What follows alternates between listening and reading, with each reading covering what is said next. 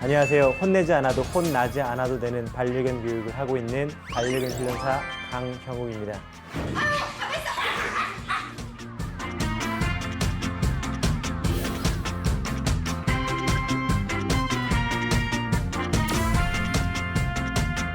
무조건 사람으로부터 시작된다라고 생각을 해요. 중요한 건 반려견하고 사는 게 사실 그렇게 힘든 일은 아니거든요. 어떻게 잘 조율하고 사는지 이런 얘기 할 것 같아요.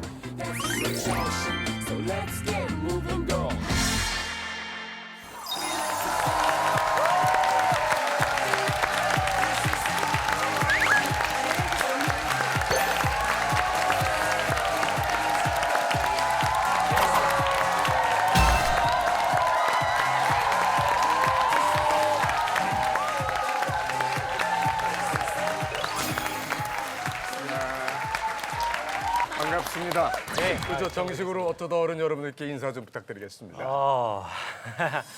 저는 혼내지 않아도 혼나지 않아도 되는 반려견 교육을 하고 있는 반려견 훈련사 강형욱이라고 합니다. 초대해 주셔서 너무 감사합니다.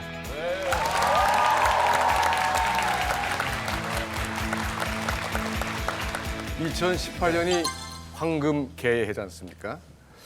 그러다 보니까 강아지를 훈련을 시키다 보면 네. 일정이 굉장히 바쁘실 것 같아요. 얼마 전에 청와대에도 다녀오셨죠?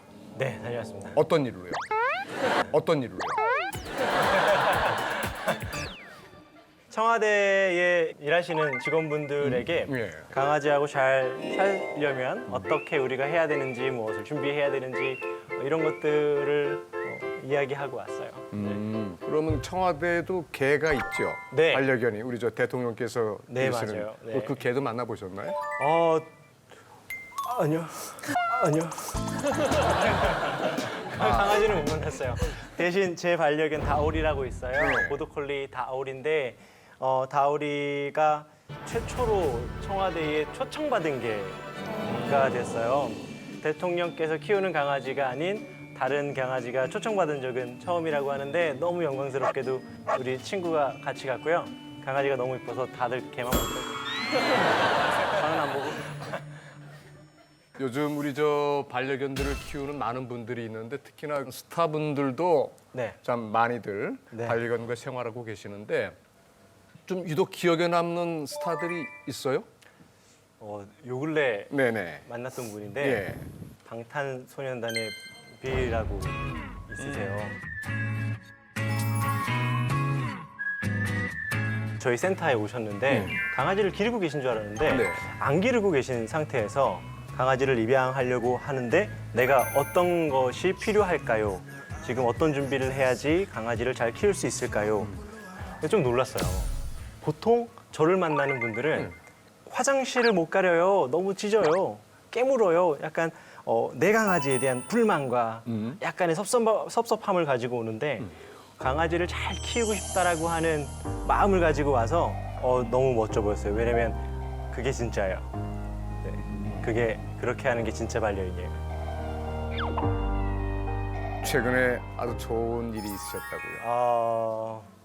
네, 네 맞습니다. 네, 우리 직접 소개 좀 해주시죠. 어떤 일인지. 결혼한 지는 좀 됐어요. 제 아내하고 아주 어렸을 때 만나서 계속 같이 둘이만 살다가 이번에 아들이 태어났어요.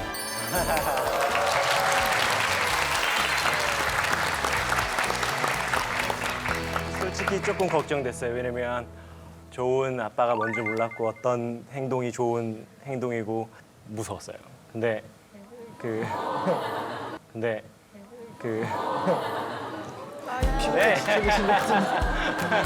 저 따라한 거예요, 제가 한번.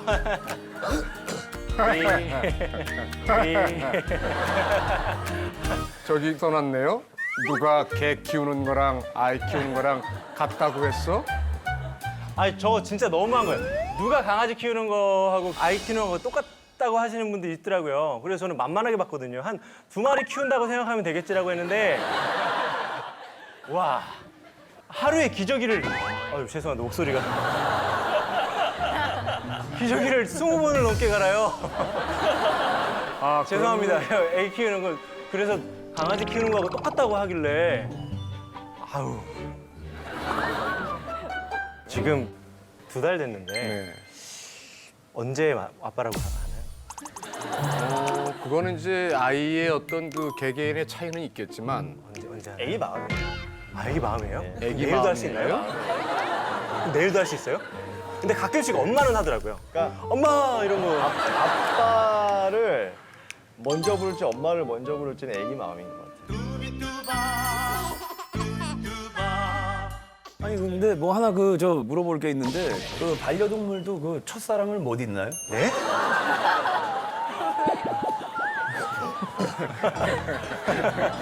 보통 나이의 문제를 내 강아지가 겪는 것처럼 이야기를 하죠. 오늘 강영욱 훈련사님의 강연 주제는 뭡니까? 그럼에도 개를 키우려고 하는 분들을 위해서 강의를 하려고 합니다. 왜냐면 저는 강아지를 키울 자격이 있어? 강아지를 키울 수 있겠어? 라는 말을 많이 했는데 그럼에도 불구하고 우리가 강아지하고 같이 살기 위해서는 무엇을 준비해야 되는지, 무엇을 알고 있어야 되는지에 대해서 이야기를 해드리려고 합니다. 네, 여러분 강영욱 훈련사님의 그럼에도 개를 키우는 사람들을 위해서 강연 박수와 함께 시작하겠습니다.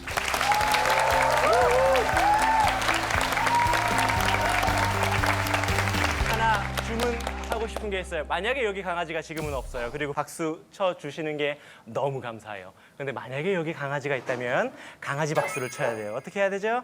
예! 예! 안녕하세요. 반려견 훈련사 강형욱입니다.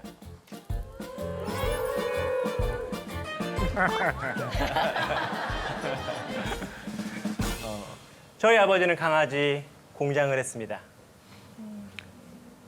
제가 그렇게 싫어하고 제가 그렇게 뭐라 하는 그런 공장을 하셨어요. 저는 거기서 살았고 저는 거기서 어떤 식으로 이루어지는지도 잘 알죠. 그래서 강아지 견종을 많이 알아요. 그리고 또 강아지를 너무 좋아하다 보니까 맨날 잡지책 모아서 보고 오려가지고 스크랩하고 그래서 농담으로 다른 분들이 이제 한글 배울 때 뭐 바나나, 호랑이 이런 식으로 한글 배우잖아요. 저는 골든 리트리버, 요크셔 테리어, 그레이하운드 이런 식으로 한글을 뗐다고 해도 과언이 아닐 거예요. 초등학교 5학년, 6학년 때부터 유기견 봉사 활동을 했고요. 그때는 하이텔 같은 거 있었거든요. 거기 동물을 사랑하는 사람들 막 모이라고 해서 그런 데도 모이고 아주 꼬맹이가 가가지고 커피도 못 먹으면서 앉아서 강아지 이야기도 하고 그때 강아지 봉사활동을 너무 자주 하고 많이 했기 때문에 전문가들이 많이 봤었어요. 봉사하는 애견 미용사도 봤고 봉사하시는 멋진 수의사님들 봤고 또 봉사하시는 훈련사님들 봤는데 훈련사가 강아지한테 인기가 제일 좋더라고요.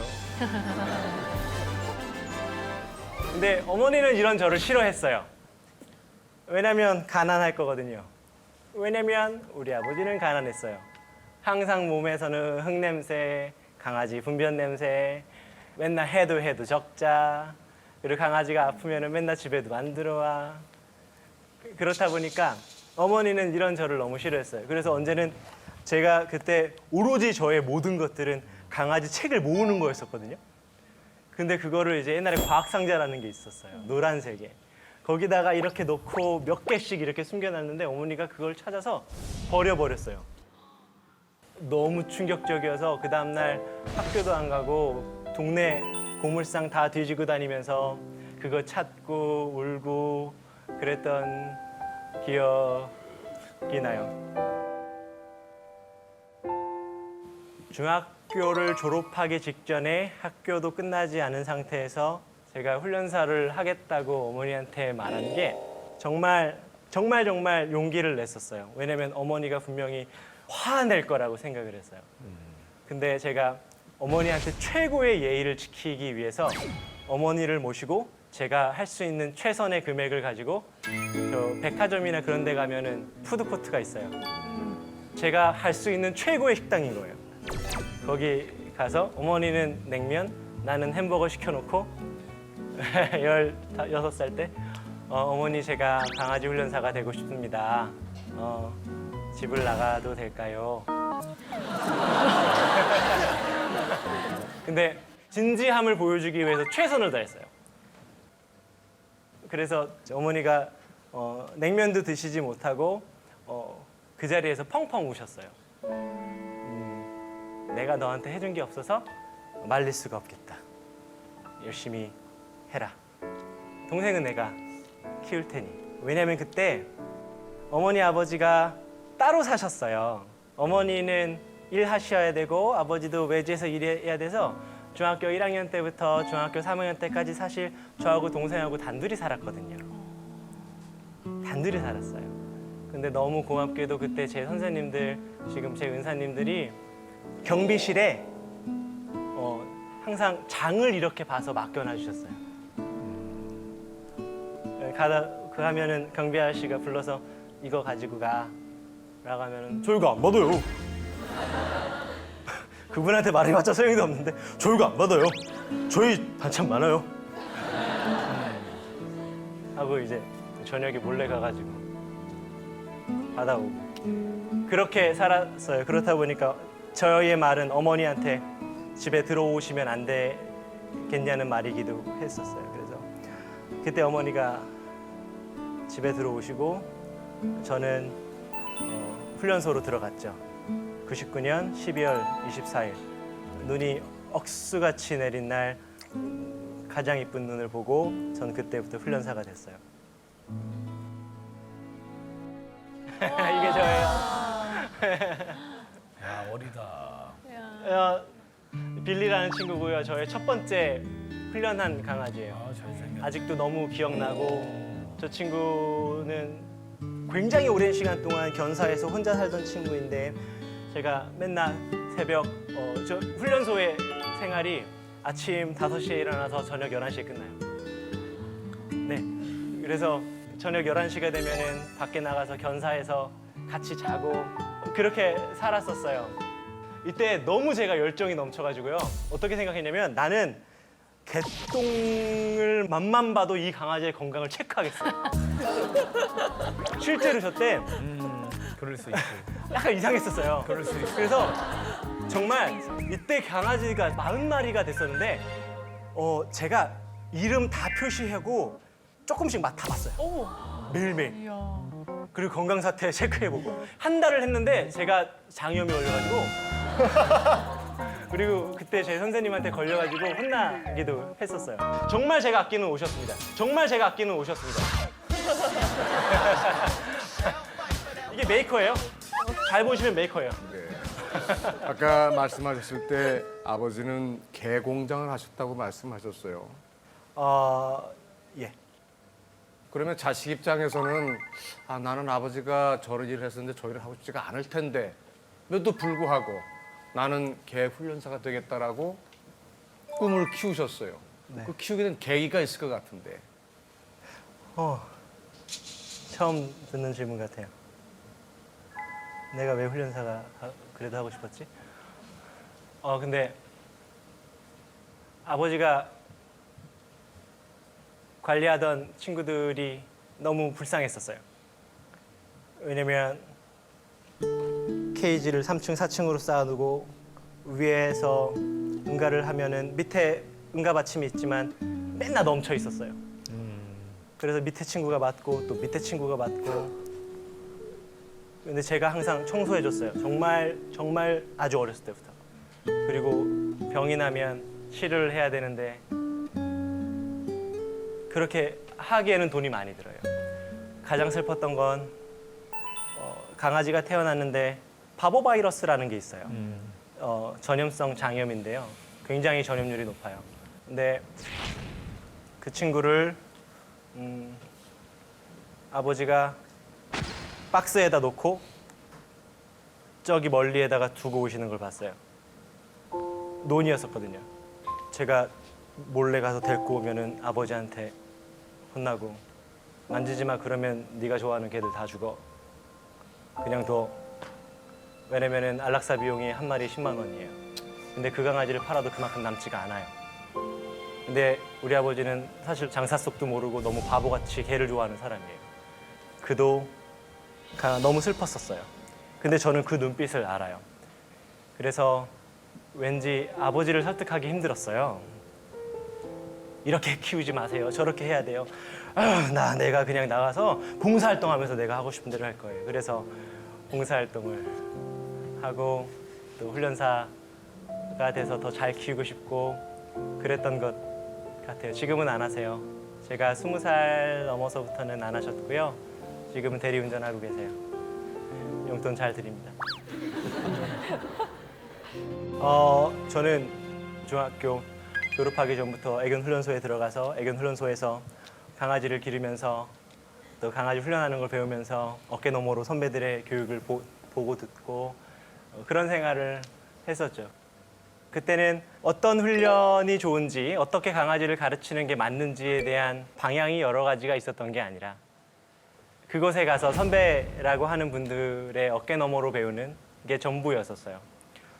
손을 가르치는 장면이 너무 충격적이었었어요. 가만히 있는데 30cm자로 앞다리를 때려요.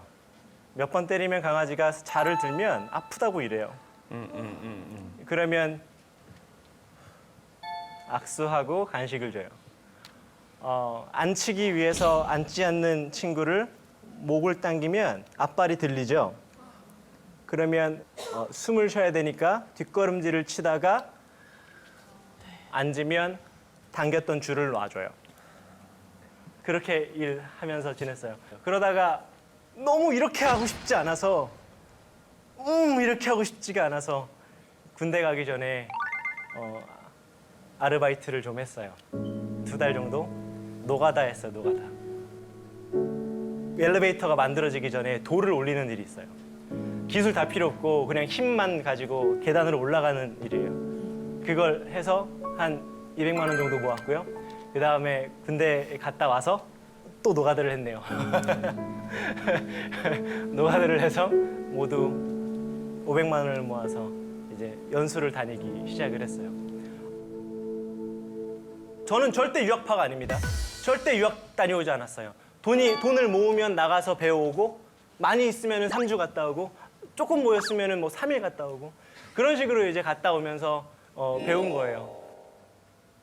이때는 노르웨이 갔을 텐데 저한테 정말 많은 영감을 줬던 분이세요. 여기 계신 분은 애넬크반이라고 하는 선생님이신데 저는 선생님이라고 불렀는데 자꾸 저보고 친구라고 하더라고요. 제가 선생님을 만날 때 조건이 있어요. 좀 까다로운 조건인데 강연은 멋지게 하지만 그렇게 살지 않는 선생님들이 많아요.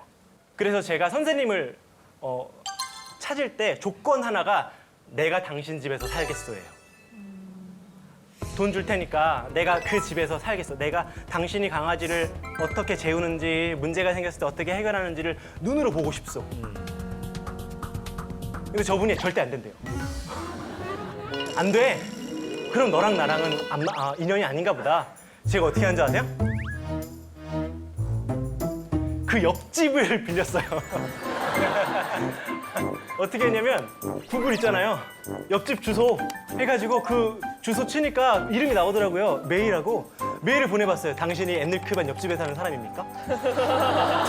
맞대요. 혹시 내가 거기서 한동안 있으려고 하는데 방이 있습니까? 네. 그렇게 해서 갔어요. 선생님이 깜짝 놀랐어요. 네 집 가, 네 숙소 가. 같은 방향이야. 그렇게 해서 바로 옆집에 살면서 아침부터 저녁까지 졸졸 따라다니면서 알려달라고 그러고 알려달라고 하면서 배웠던 선생님이에요. 저분이 저한테 첫 번째로 한 질문이 있어요. 제 영어 이름이 헌터예요. 헌터, 만약에 너가 먹던 핫도그를 네가 땅에 떨어뜨렸는데 옆에 있던 너 개가 먹었어. 그럼 넌 어떡할 거야? 못 먹게 해야죠. 못 먹게 하고 혼낼 건데요. 왜? 땅에 떨어진 거잖아. 강아지가 생각할 땐 네 거 아닐 수 있어. 그 친구는 혼낼 필요가 없어. 근데 왜 너는 혼내려고 그래? 그 얘기를 들었을 때 제가 지금까지 갖고 있었던 강아지 교육의 이론들이 전부 다 뒤죽박죽 됐었어요. 외국에서 이제 그 반려동물 그 교육하는 거랑 네. 우리나라에서 그 반려동물 그 교육시키는 거랑 그 차이가 있겠죠? 제가 유럽에 강아지 공부를 하러 가는 이유가 딱 하나예요. 강아지 교육 기술을 배우러 가는 게 아니라 저 사람들이 어떻게 개를 바라보고 어떻게 개를 옆에다 두고 어떻게 신호등에 있는 개를 지나치는지를 보러 가는 거예요.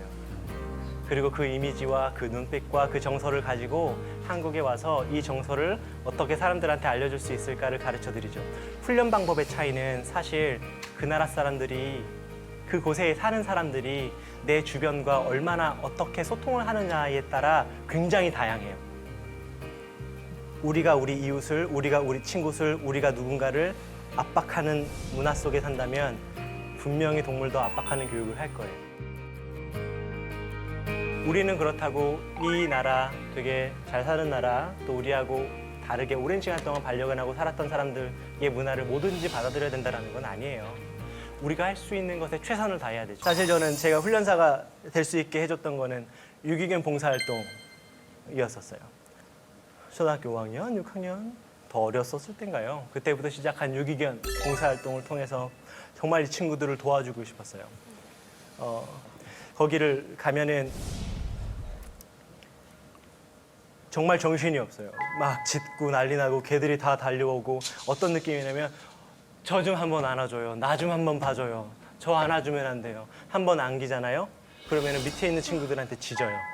저리가 오지마. 나 안겼어. 그런 친구들이 있어요. 근데 제가 할 수 있는 건 그냥 응가만 치워주는 게 전부였었고 그냥 빗질만 하루 종일 해주는 게 전부였었어요. 응가를 막 치우다 보면은 이거 왜 이렇게 커? 하고 치워보면 갓 태어나 보호받지 못한 아기 강아지이기도 해요. 똥 치우다가 관리하다가 미끄러져 넘어져서 보면 죽은 강아지의 사체를 밟고 넘어지기도 하고요. 너무 화가 났었어요. 거기 있는 형들, 누나들한테 맨날 화냈어요. 아니 얘 아프잖아요. 분명히 얘는 고름이 눈에서 났는데 다음 주에 가도 눈에서 고름이 나 있어요. 분명히 다리를 쩔뚝거리는데 다음에 가니까 팔이 이렇게 부어 있어요. 저는 그때 어른은 다 할 수 있다라고 생각을 했거든요. 어른은 다 치료할 수 있을 거라고 생각을 했는데 제가 어른들한테 말했는데 그 다음 주에 와도 걔가 아파요. 그 다음 주에 와도 걔가 아파요. 그 다음 주에 와도 걔가 아파요. 그런데 그 강아지가 죽어 있기도 하고요. 저 사진은 실제로 제가 너무 슬펐던 일이에요. 제가 응가를 막 치고 있는데 갑자기 어떤 조그마한 강아지가 제 다리 위로, 제 발등 위로 올라오더라고요. 정말 손모아 이 정도밖에 안 된 강아지였는데 그냥 제 발등 위로 올라와요. 빗자루밖에 없고 쓰레받기밖에 없는데 올라와요. 갑자기 머릿속이 너무 혼란스러워졌어요. 그리고 제가 이 친구한테 말을 걸었죠. 너 언제부터 따라온 거야? 언제부터 따라왔어? 왜 따라왔어? 여기 오면 끝날 것 같아? 나 니 못 데려가. 너 못 데려가.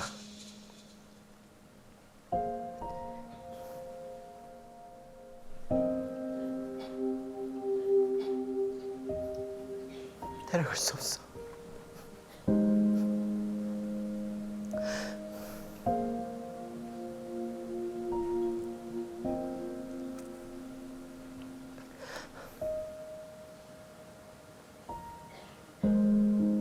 내려가.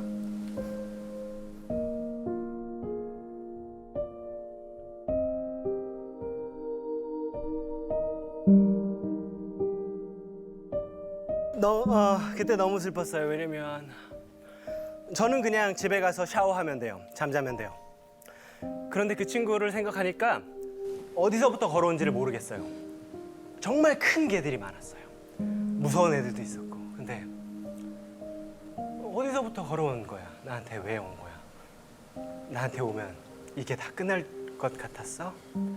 미안해, 도와줄 수 없어. 나 집에 가야 돼. 라는 것들 때문에 그때 좀 많이 슬펐던 것 같아요. 미안해요.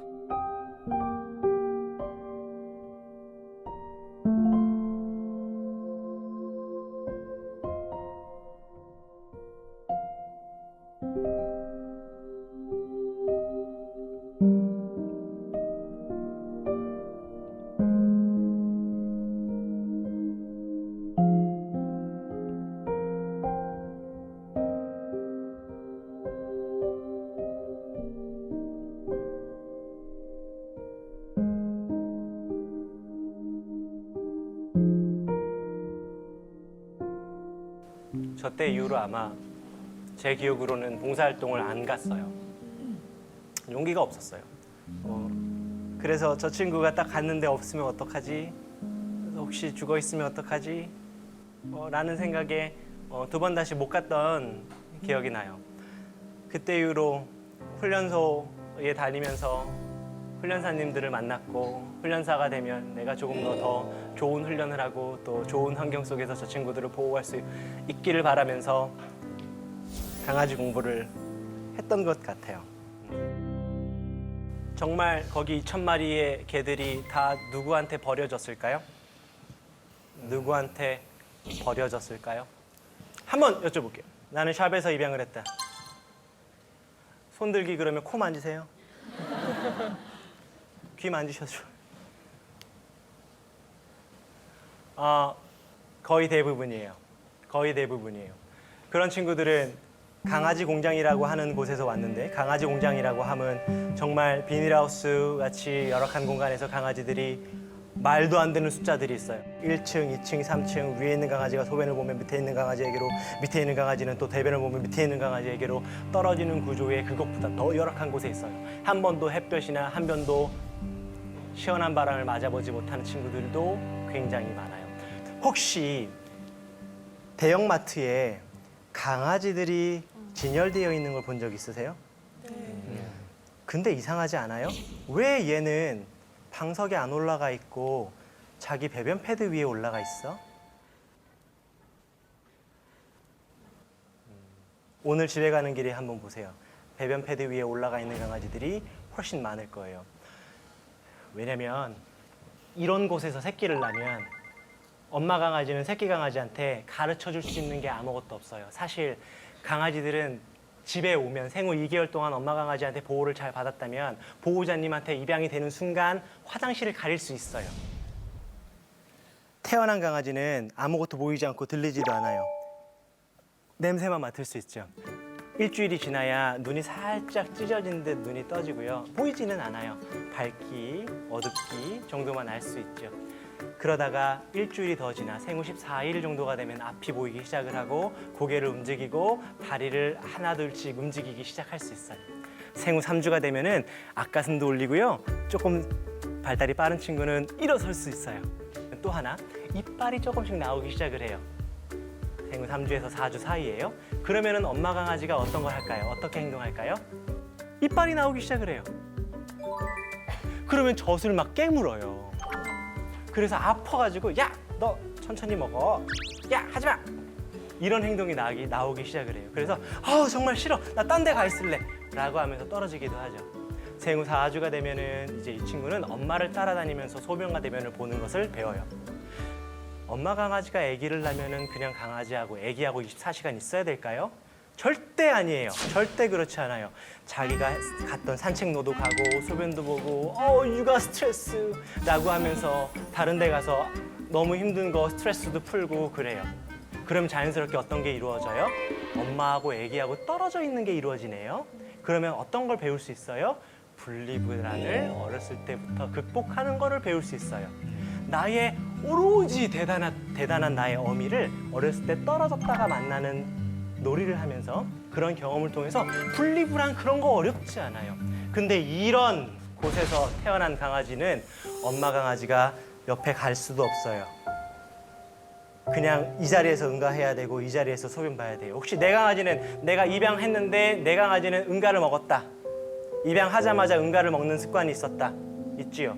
왜냐면은 이때 엄마는 최대한 깨끗하게 하고 싶어요. 최대한 깨끗하게 하고 싶으니까 내 응가도 먹고 내 소변도 없애려고 그래요. 왜냐면 다른 데 가서 오줌똥을 싸면 되는데 그럴 수가 없으니까 이 자리에서 정말 조그마한 스케치북 2개 자리에서 아기를 낳고 소변을 보고 밥을 먹어야 돼요.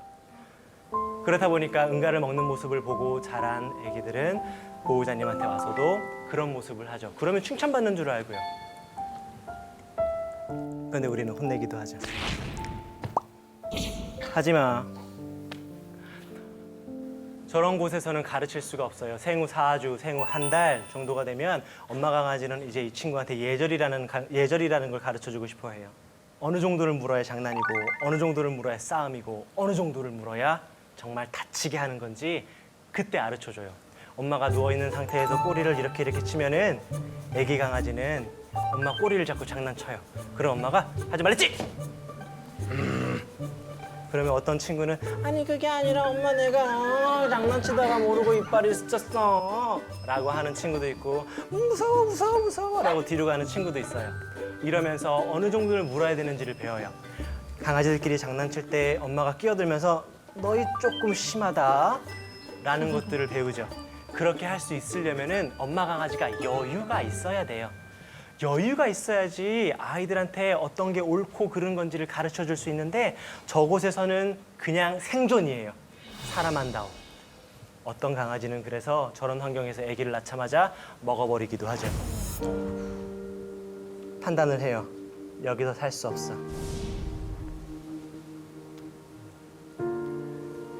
근데 보통 많은 업자들은 이렇게 시간을 주지 않고 생후 3주 정도가 됐을 때 경매장으로 팔아요. 생후 3주면 아무것도 배우지 못했어요. 그런 상태에서 경매장으로 가고요. 경매장에서 우리가 알고 있는 여러 마트들로 뻗어나가죠. 아무것도 배우지 못했어요. 그 친구가 그래서 위로받고 싶은 마음에 내가 익숙한 장소 어디예요? 배변 패드 위에 올라가 있어요. 근데 이게 있어요. 참 아이러니한 게 어딘가에서는 강아지를 막 만들어요. 막 만들어요. 그리고 그냥 사라 그래요. 네모난 카드, 신용카드겠죠? 몇 개 붙여놓고 3개월 할부라고 그냥 막 사라 그래요. 실제로 연말을 중심으로 강아지들을 많이 태어나게 해야 해요. 가끔씩 SNS에 보면은 엄마가 연말 선물, 크리스마스 선물로 아이들한테 강아지를 선물하는 모습을 보고 아이들이 감격하는 모습을 보죠. 우리 그거 보고 어때요? 흐뭇하지요. 근데 생각해 볼게요. 그 친구는요, 그때 생후 2개월이어야 했었어야 해요. 그래서 생리 주기를 그때로 맞춰야 돼요. 그래서 강제로 생리를 못하게 한다든지 강제로 생리를 하게 만들어요. 왜냐면 12월에서 1월 사이에 새끼가 판매가 돼야 될 정도까지 와야 되거든요. 그래서 10월에서 11월에는 새끼를 무조건 만들어내야 해요. 그리고 나서 그렇게 SNS가 나오는 거죠. 어떤 식으로 왜 강아지를 못 키우게 되는 걸까요? 혹시 아시는 분 계세요? 보통은 이제 입양할 때 흔히들 하는 생각이 그냥 제때 밥 주고 그러면 알아서 잘 크겠지란 그런 네, 맞아요. 생각한 것보다 많은 걸 친구한테 할애해야 되니까 그게 부담스러워지는 순간 보통 보내지 않을까요? 예전에 제가 아시는 분이 어떤 분이셨냐면 강아지를 좋아는 해요. 근데 너무 바쁜 분이셨어요. 그분은 제가 키우지 말라 그랬거든요. 근데 어느 날 그냥 덜커덕 강아지를 데리고 온 거예요. 근데 그분이 어떻게 사는 줄을 알아요. 시간을 쪼개 사세요. 아침에는 이거 해야 되고 점심에는 이거 해야 되고 하루 종일 이렇게 장사했다가 저녁에 오면 운동도 갔다가 또 운동 끝나고 오면서 영어도 공부하시고 그 다음에 들어오는 열심히 사는 사람이에요. 그래서 강아지 키우는 것도 딱 스케줄을 정하고 키워요. 그냥 오피스텔, 강남 오피스텔 한 곳에서 그냥 강아지를 잘 놓고 그냥 이렇게 하고 이렇게 하고 이렇게 하고 자 나는 집 15층까지 뛰어 올라가는 사람이야 하면서 막 올라가가지고 강아지 닦고 자 안녕 너는 산책하는 시간 줄 매고 나가자 하고 딱 여의도공원 한 바퀴 딱 돌고 와가지고 자 나는 이제 영어 공부를 해야 돼넌 집에서 기다려 그래서 강아지를 두고 영어 공부하시고 들어오시고 이제 그렇게 키우시는 분들이 있어요. 그러다가 이제 조금 힘들어지는 거죠. 그러면은 더 좋은 곳으로 보내줄게. 안녕. 난 널 버리진 않았어. 이제 그렇게 하죠. 그러니까 뭐 특히 뭐 휴가 때도 그렇고 지금 뭐 네. 집 이사 갈 때도 그렇고 네. 어찌됐든 저 가족으로 출발한 거 아니에요. 근데 네. 패밀리를 이제 버리고 가는 거잖아요. 네. 제가 봤을 때는 그것을 저기 뭐야 그 강아지를 네. 그 패밀리라고 그 생각한 것이 아니고 장난감이라고 생각하는 것 같아요. 휴대폰 바꾼 거예요, 그냥. 네. 그러니까 그렇게 놓고 갈 수 있고 금방 바꿀 수가 있는 거죠. 실제로 샤모에도 인형 키웠는데 좀 지겹네요. 진돗개에 도전해보고 싶어요. 교환하실 분. 이런 사람들도 되게 많아요. 실제로 되게 많아요. 말티즈 저랑 성격이 안 맞는 것 같아요. 푸드라고 교환하고 싶어요. 제가 10만 원 더 드릴 테니까 어린 푸들이었으면 좋겠 이런 것도 되게 많이 봤어요. 이게 뭐 장난감처럼 뭐 건전지 갈아주고 이런 게 아니거든요. 절대 아니죠. 예. 절대 아니죠. 힘들어요. 응가를 치워줘야 되고 매일매일 산책을 해야 돼요. 매일매일 산책을 하지 않을 거라면 강아지를 키우면 안 돼요. 실제로 독일 같은 경우에는 하루에 한 번 산책을 시키라는 것이 법이에요. 스위스는 하루에 2번이죠. 이걸 지키지 않으면 법에 걸려요. 네. 강아지를 묶어놓고 키워요. 그것도 법에 걸려요. 이거는 강아지가 사는 게 아니에요. 항상 묻죠. 이렇게 안 할 거면 키우지 마. 키우지 않으면 돼요. 저는 많은 사람들한테 강아지는 키우기 쉬우니까 한번 키워보세요. 도전해보세요. 실패하면 다시 도전하면 되죠. 이렇게 말하는 사람이 아니라 자신이 없으면 키우지 마세요라고 하는 훈련사예요. 키울 수 있는 사람이 강아지를 길렀으면 좋겠다라고 생각하는 게 저인데 많은 강아지들이 버려지고 방치되죠. 그런 다음에 어딘가에서 죽기도 해요. 제가 예전에 공장 잔디가 있는 곳에 전원주택들이 있는 데 있거든요. 근데 이렇게 지나가는데 어느 날 훈련사만의 어떤 그 느낌이 있어요. 창고를 딱 봤는데 이상하다. 왜 여기 땅이 파져 있고 여기 응가가 있고 뒤집어진 밥그릇이 있지? 툭툭툭툭툭툭 돌아가 봤더니 정말 쓰지 않은 폐허와 같은 창고였었어요. 거기에 딱 보니까 죽어 있는 개가 있더라고요. 아주 오래전에. 그래서 그 친구를 바닥에 늘러붙은 친구를 뜯어내서 제가 묻어줬던 기억이 나요. 그곳을 항상 산책하다 보면은 1월 정말 추운 날 새벽 12시에 바들바들 떨고 있는 진돗개 한 마리를 보고 제가 정말 저 주인 나빴다 라고 하면서 갔는데 그 곳을 딱 보니까 나무 자르는 소리가 나고 아주 두꺼운 옷을 입고 있는 사람이 12시가 넘었는데도 일하고 있더라고요. 그때 순간 이런 생각이 들었어요. 자기도 저렇게 춥게 12시가 넘었는데도 일하는 걸 보면 내 강아지가 저기서 춥게 있는 것들을 느끼지 못할 수도 있겠구나. 왜냐면 내가 추우니까. 강아지의 이런 밑바닥에 있는 모습이 어쩌면 우리 주변에 어떤 누구는 그런 모습으로 살고 있는 거일 수도 있겠다. 그런 것들이 안타깝게 도와줘야 되겠다라는 생각을 하지 못하게 하는 건 아닐까라는 생각을 했어요. 절대 동물의 복지는 인간을 압도할 수 없어요. 인간보다 좋은 복지를 누릴 수 없어요. 이 친구들한테 이런 버림받지 않는 좋은 보호자를 찾아주는 또 적절한 대우를 받아야 된다라고 하는 것은 곧 인간의 복지하고도 연결되어 있어요. 훨씬 더 인간이 좋은 복지를 생각할 수 있는 기회이기도 해요. 동물에 관련된 복지는. 동물만 생각하는 게 아니에요. 동물의 복지를 생각해야 그들 주변에 있는 사람들이 더 잘 살고 보호받을 수 있어요. 4살 된 스피치 형제를 키우고 있는데요. 스피치 형제, 네, 형제예요. 한 배에서 나온. 한 배에서 나온 네, 형제요. 강아지 이름이 뭐예요? 우리하고 둘이요. 우리 둘이. 네, 우리 둘이. 우리 둘이.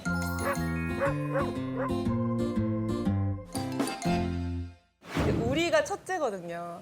근데 걔 같은 경우가 좀 예민해가지고 청소기를 돌리려고 하면 막 물으려고 해요. 그래서 막 입에서 피도 난 적도 있고. 아, 실제로 물어서? 네. 청소기를 이렇게 할 때마다? 네, 아예 만지거나 하려고. 청소기를 만지려고만 해도? 네, 근처에만 가면.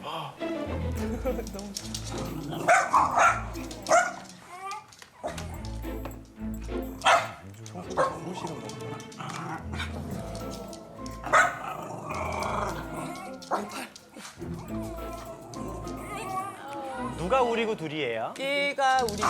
저한테 매달리는 애가 둘이. 잠깐만 멈춰줘 볼래요? 영상을? 예. 둘이가 말리네요. 네. 우리가 하는 그 공격적인 행동을 둘이가 말려요. 네, 강아지 이름을 평상시에 뭐라고 불러요? 우리 둘이. 그죠? 그럼 우리를 부르는 거예요? 둘이를 부르는 거예요? 왜 항상 같이 불러요? 우리 둘이니까. 우리 둘이. 항상 같이 있어요. 그러고 걔네들이 이름을 잘 못 알아들어요. 왜냐면 비슷하잖아요. 그 친구는 우리는 나고 둘이는 너야 라고 못 알아요. 그 음색이 너무 비슷해요. 그래서 조금 변화는 줘요. 우리 우리 부를 때는 약간 우리 이러고 둘이 부를 때를 약간 둘이 약간 이렇게 부르네요. 먼저 저거 이야기를 해드리면 충분히 저 행동만으로 봐선 좋아질 가능성이 있어요. 좋아지게 할 수도 있어요. 근데 둘이 같은 경우에는 우선 걱정이 많아 보여요. 엄마 아빠가 싸울까 봐 항상 노심초사하는 첫째같이 또 우리가 화내고 할까 봐 걱정스러워해요. 그게 좀 보이고 하지 말라고 라고 하는 것도 눈에 보여요. 근데 항상 청소기 쪽으로 우리 고은 씨가 다가가면 조금 있다가 어떤 일이 벌어져요? 일이 벌어지지만 청소기에 이제 고은 씨가 다가가면 간식을 먹을 수 있어요. 좋은 일이 벌어져요. 그러니까 항상 청소기한테 가까이 가는 것은 나한테 좋은 일이 생길 거야를 가르쳐 주면 돼요. 강아지들은 집이 깨끗하길 원하질 않아요. 강아지들이 목욕시켜 달라고 해준 적 있는 분 손 들어보세요. 엄마 나 일주일 됐어. 없죠? 나 요번엔 라이온 킹으로 잘라줘 이런 거 없죠? 다 내가 그냥 하고 싶은 대로 하는 거잖아요. 그래서 가능하면은 이렇게 해보세요. 첫째, 청소기를 거실에다가 두고 TV를 보세요. 그리고 TV를 다 보면은 우리 둘이 간식 먹자라고 해주세요. 또 언제는 청소기를 손에 짚고 물을 한 잔 드시고 물 한 잔 드시고 나면 청소기를 다시 제자리에 놓으세요. 이게 패턴을 끊는 방법인데 이렇게 패턴을 끊다 보면은 강아지가 청소기를 만져도 별일이 없겠구나 로 연결해서 생각할 수 있어요. 그런데 제가 조언을 드리고 싶은 게 있어요. 정자에서부터 같이 살았을 거예요. 그리고 지금까지 4년 동안 특별한 이유가 없으면 항상 같이 있었을 거예요. 실례지만 형제가 있으신가요? 네. 위로 아래로? 오빠요. 오빠하고 지금까지 한 방을 쓴다면 기분이 어떨 것 같아요? 부끄러워요. 미쳐버리겠죠. 미쳐버리겠죠. 우리도 가족끼리 같이 사는 건 좋지만 가족끼리 24시간 붙어 있어 봐요. 가족끼리 근데 한 방에서. 해봐요. 안 돼요, 안 돼. 근데 똑같아요. 4살이면은 사람 나이로 치면은 거의 30이 넘었는데 30이 넘을 때까지 우리는 우리 옆에 있었던 거예요. 그렇다 보니까 아마 저것뿐만이 아니라 여러 가지 문제들이 아마 있어 보여요. 네, 많아요. 그죠? 우선 따로따로 산책시켜보시고 제가 말한 대로 한번 해보시면 도움 될 거예요. 저는 그 포카. 포카. 강아지 이름 포카고요. 포카. 예, 포카. 포카. 예, 그리고 카발리에 킹차스 스페니엘이라는 캐벨리어 종이고, 킹 찰스 스페니어. 코카 스페니어라고 친척 관계예요.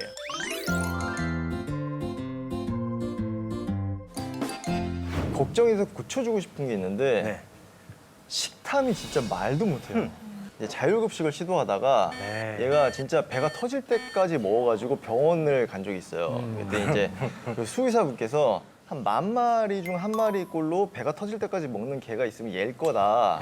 그래가지고 뭘 주던 맛있게 먹어요? 미친 듯이 먹어요.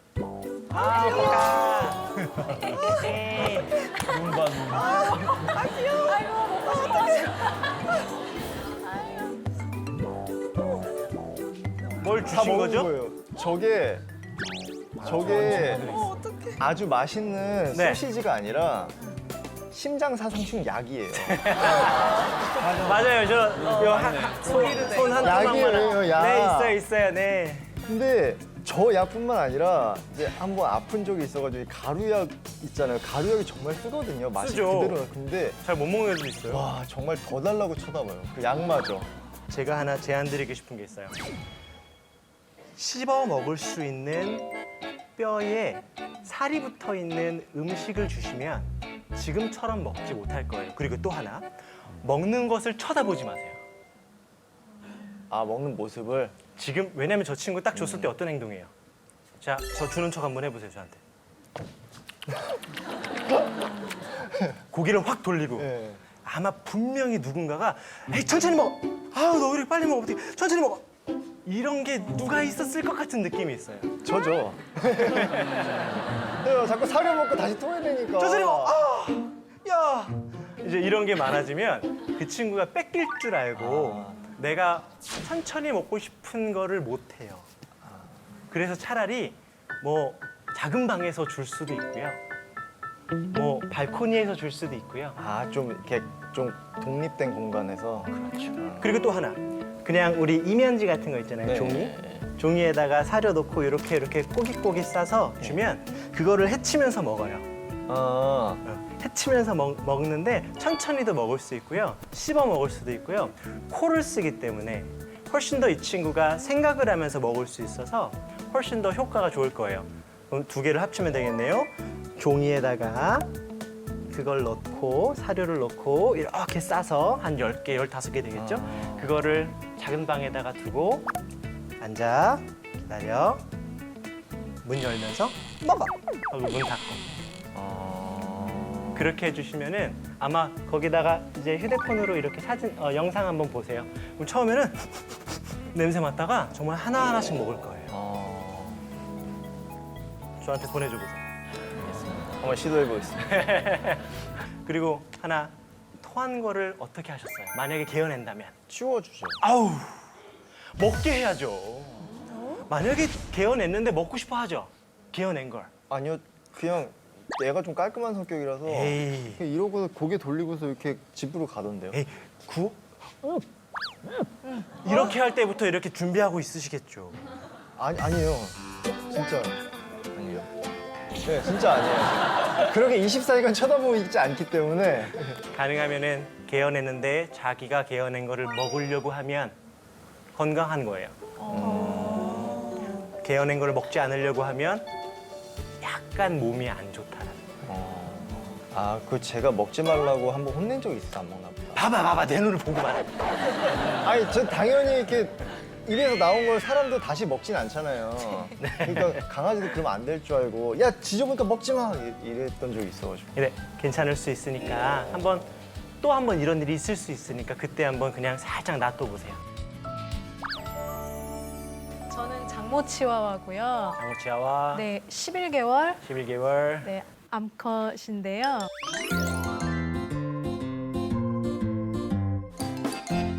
그러니까 산책할 때 냄새만 맡는 게 아니라 뭘 자꾸 이렇게 뭐 주워 먹으려고 하고 뼈 같은 거는 이제 쓰레기 봉지에서 나온 뼈들이나 이런 것들 위험하잖아요. 그래서 계속 신경을 써줘야 되고 은행도 먹은 적이 있고 막 너무 먹으려고 해서 좀 걱정이 돼서요. 수아 뭐 먹었어? 나.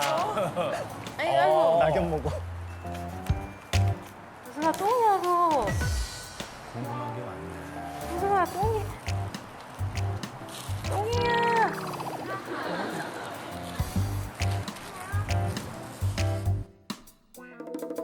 질문이 있어요. 소극적인가요? 아니면 외향적인가요? 외향적이진 않아요. 그렇다면은 산책이 무서운 거예요. 다른 척 하는 거예요. 우리가 생각할 때는 그냥 오토바이가 지나가고 우리가 생각할 때는 그냥 13층짜리 빌딩이 하나 있고 우리가 생각할 때는 그냥 아이들이 뛰어가는 거지만 그 친구가 생각할 때는 그게 나한테 너무 큰 자극이어서 그래서 다른 척 하려고 냄새 맡는 척, 뭘 주워 먹는 척 해요. 우리가 약간 난처할 때 휴대폰 하는 것처럼. 전혀 그 생각을 못했어. 다른 친구들하고의 사회성은 어때요? 강아지 운동장이나 이렇게 다른 강아지를 만나는 자리에서 좀 잘 못 어울리더라고요. 제가 맨날 보숙이한테 보숙아 패기가 왜 이렇게 없어? 좀 이렇게 해봐 막 그러거든요. 친구가 필요해요.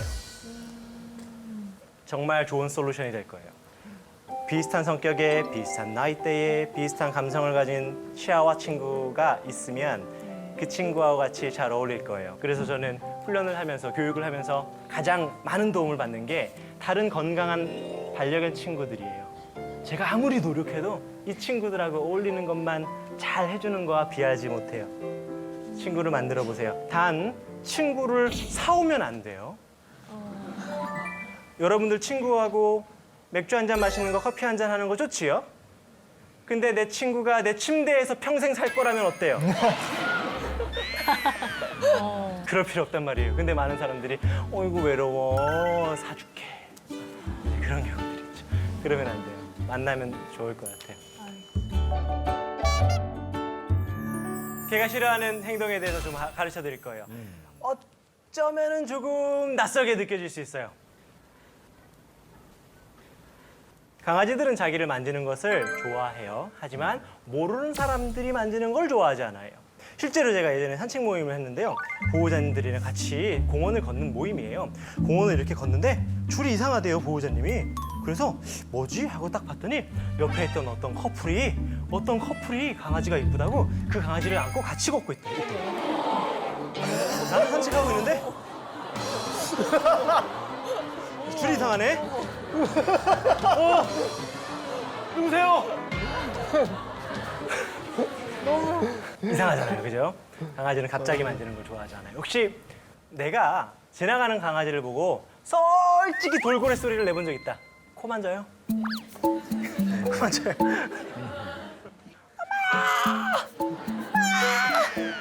이러면서 강아지들 하는 거 별로 좋아하지 않으니까 가능하면은 그냥 강아지가 너무 이쁘면은 하고 지나가시면 이런 것도 있네요, 그냥 하고 지나가시면 좋지 않을까 싶어요. 자, 앞으로 여기 계신 분들은 지나가는 강아지가 너무 이쁠 때 어떻게 하라고요? 그냥 이렇게만 해주시면은 강아지가 너무 좋아할 것 같아요. 줄에 묶여 사는 것, 줄에 묶여 사는 거에 대해서 혹시 생각이 있으신 분 있으세요? 줄에 묶여, 혹시 이런 강아지 본 적 있으십니까? 줄이 여기 있고요.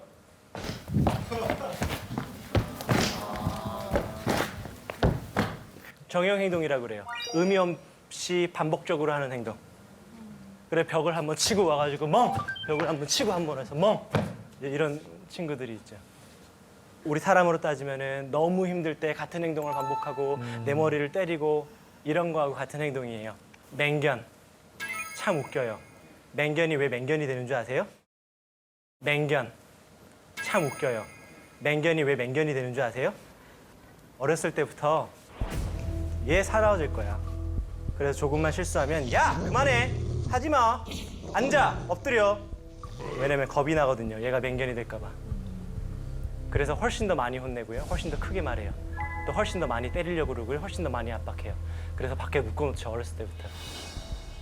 맹견은 만들어져요. 맹견은 만들어집니다. 그렇게 키우다 보니 이 친구들은 할 수 없이 방어적인 행동이 더 빠르다라는 걸 알고 짖고 경계하고 사람하고 어울리지 못할 거라고 생각을 하죠. 이런 것들이 맹견을 만들어요. 묶어 키우면 안 돼요. 절대 묶어 키우면 안 돼요. 그래서 실제로 묶어 키우다가 줄이 풀려서 돌아다니던 강아지가 사람을 문 적들이 훨씬 더 많죠. 훨씬 더 많아요. 혼자 오래 있게 하는 것. 혼자 오래 있게 하는 게 나쁜 건 아니지만 매일매일 오래 있게 하는 건 좋지 않아요. 제 보호자님이 공장을 하세요. 옥상이 300평이 넘는데요. 몇 개가 이렇게 연결되어 있는 정말 큰 공장이에요. 자기가 큰 돈을 들여가지고 위에를 다 운동장으로 만들어줬어요.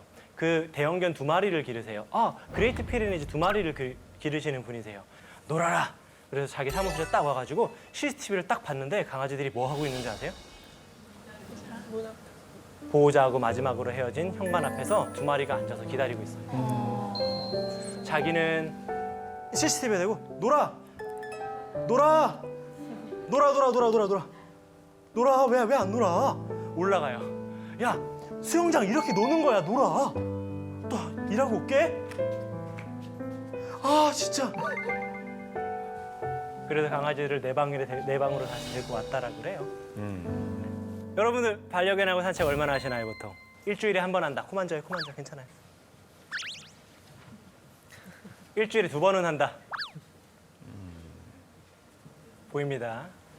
나는 매일매일 한다. 이런 분들은 손 이렇게 들어도 되죠. 산책 너무 좋아요. 산책 너무 좋은 거예요. 만약에 강아지를 혼자 오래 둬야 된다면 그 기다리는 시간 전 그리고 기다리고 난 다음 그렇게 2번씩 산책해 주신다면 강아지가 버틸 거예요. 산책하지 못하는 게 얼마나 큰 고통인지 몰라요. 이걸 강아지들이 너무 싫어해요. 이렇게만 안 해줘도 강아지하고 너무 친해지고 강아지가 그냥 좋아하는 사람이 될 수 있을 거예요. 이번에는 강아지하고 친해지는 방법을 알려드릴게요. 앉아서 인사하기. 이거 혹시 다른 강아지 만나서 인사할 때 이렇게 하시는 분들 계세요? 그래서 강아지들한테 처음에 인사할 때는 그냥 이렇게 하는 게 아니라 앉아서 손등을 보여주세요. 강아지는 알아요. 반려견들은 알아요. 손바닥을 내밀면 나를 곧 잡을 수 있을 거라고 생각을 해요. 여러분들 혹시 간식 주고 나서 강아지 만지려고 하지 않아요? 간식 주고 머리 만지려고 하는 분들이 계세요. 그때 강아지를 한번 보세요. 강아지 간식 준다라고 해보세요, 저한테. 진짜로요? 간식 먹으면 머리를 만지려고 해보세요. 이렇게 하면 착한. 이렇게 하는 경우들이 굉장히 많죠. 이 친구들한테는 두려운 거예요. 보통 우리가 안을 때 이리 와. 아, 왜 안 와? 앞다리 잡고 이렇게 잡고 당기고 위로 들고 이렇게 해서 안으니까 강아지가 손바닥으로 잡으면은 저 사람이 나를 확 잡을 거라고 생각을 하고 손등을 보여주면은 훨씬 더 친해질 수 있죠. 그러면 강아지들이 알아요. 손등 냄새를 맡고 괜찮다 싶으면 손바닥에 와서 자기 몸을 비비죠. 처음 만난 강아지를 안으려고 그러고 만지려고 하는 거는 어떤 거냐면 안녕하세요. 처음 뵙겠습니다. 재산이 얼마예요? 이런 인사하고 똑같아요. 네. 되게 무례하죠. 안녕하세요. 우와, 건늙었다. 우와, 건늙었다. 아, 죄송합니다. 그런 식의 인사인 거예요. 네. 이상하시네. 한번 물려볼래요, 오늘?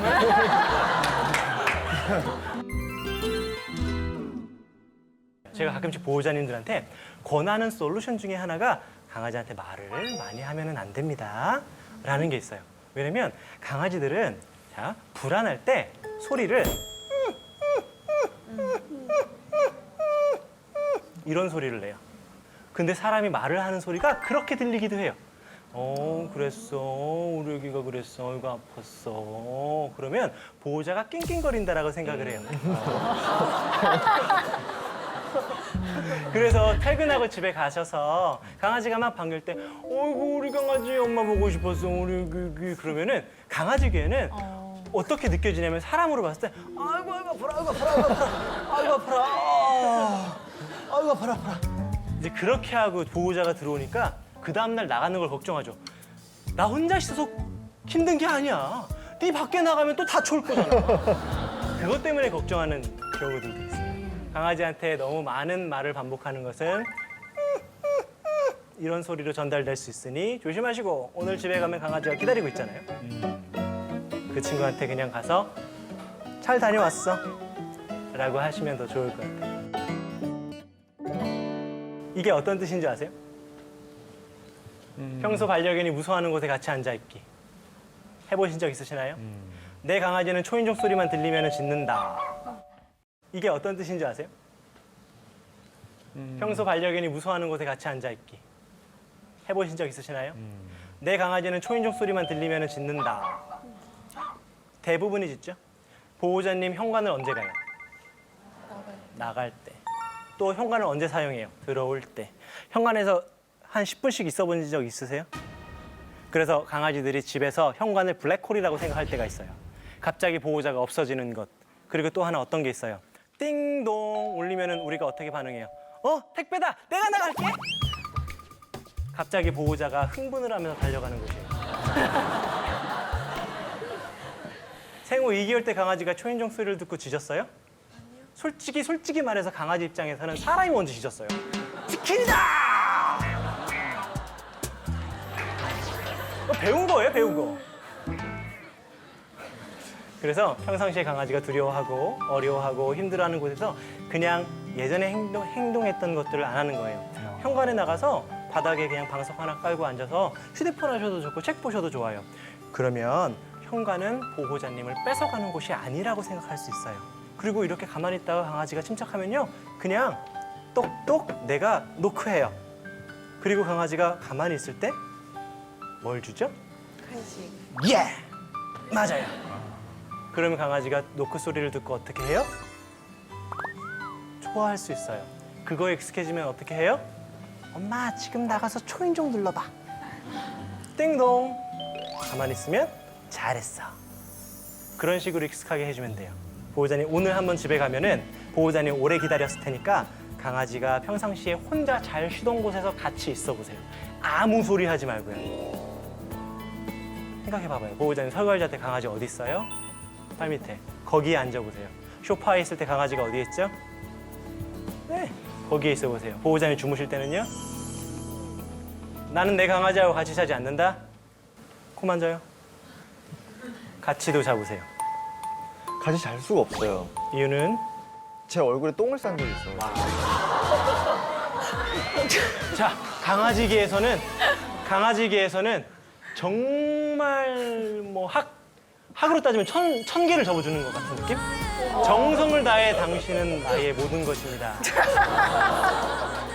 부럽다. 야, 진짜 내가 몇 번 안 당해봤는데 깜짝 놀랐어. 진짜 편한 거지. 진짜. 전 정말 정말. 경악스러웠어요. 그 전에 아내분 앞에서 응가할 수 있어요? 없죠. 근데 주잖아요. 대단하네. 부럽습니다. 기분이 좋진 않지? 제가 예전에 공부를 하면서 도저히 이해가 안 됐던 한 가지가 있어요. 너무 부산한 개인 거예요. 방에서 강아지하고 저하고 선생님하고 있는데 강아지가 여기 올라갔다 여기 내려갔다 하는 거예요. 어떻게 해야 되냐면 그냥 그 자리에 앉아서 하품하고 기지개 펴고 앉아서 책 읽으래요. 정말 1시간 동안 했거든요.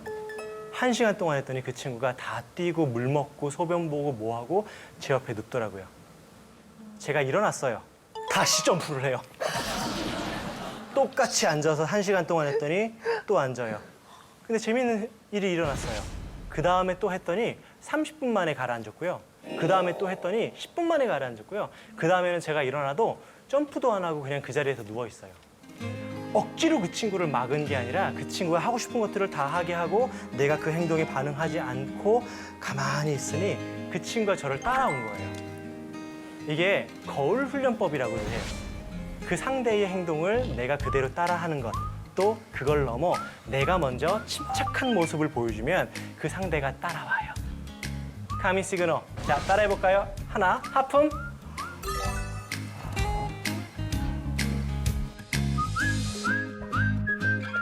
또 강아지가 있을 때 손바닥을 슬며시 내미는 것.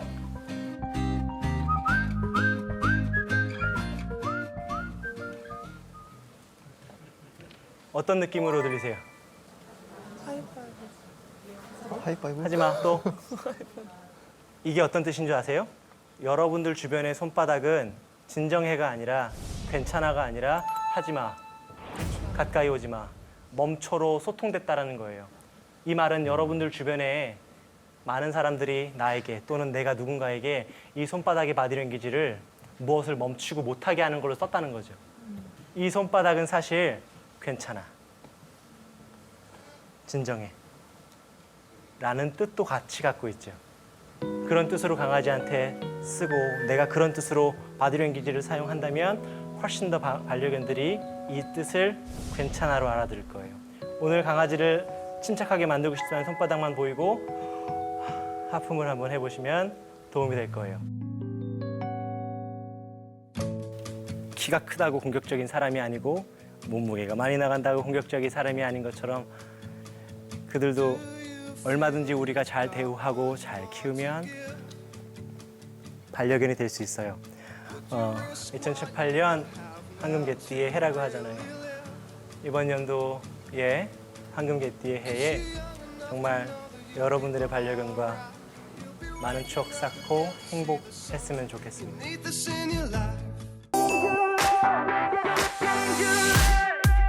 She was just so innocent, and from the start I was giving in. She's such a wreck and I can't forget that. Ooh, she's 서로 달라도 얼마든지 사랑할 수 있는 거야.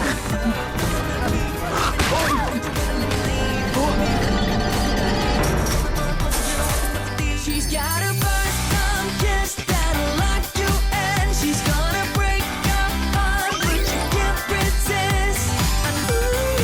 Ooh, she's so dangerous. Come on now.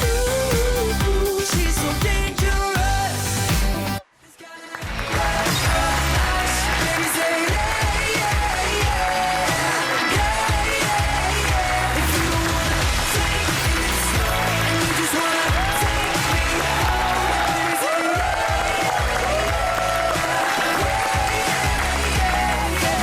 장 작가님 정식으로 인사 부탁드리겠습니다. 안녕하세요.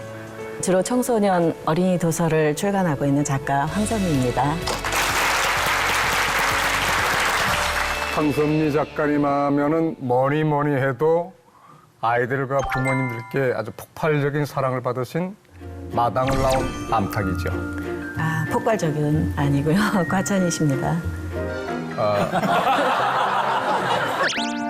굉장히 겸손하시게 말씀하셨는데 사실 이 작품의 인기가 어느 정도냐면 말입니다. 일본, 중국, 베트남, 대만, 인도네시아, 프랑스, 폴란드, 이탈리아, 브라질, 미국, 러시아, 레바논, 불가리아, 헝가리, 터키 세계 29개국에서 번역이 돼서 영국에서는 베스트셀러 1위.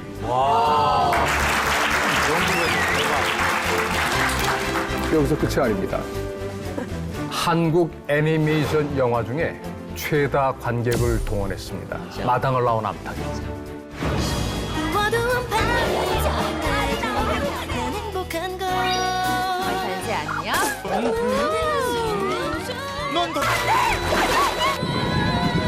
알고 있으니까 아침이 오면 들리는 소리 온 세상이 숨 쉬는 소리 햇살 틈으로 처음 집필하실 때 이렇게 잘 되실 거라고 예상하셨어요? 아니요. 전혀 예상을 못했습니다. 행운이었죠.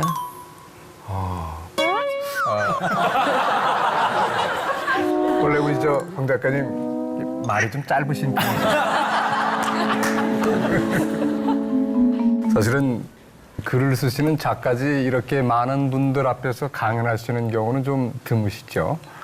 드물죠. 네, 더군다나 또 이렇게 카메라도 여러 대 있다 보니까 긴장도 좀 되시고요. 긴장 많이 됩니다. 네.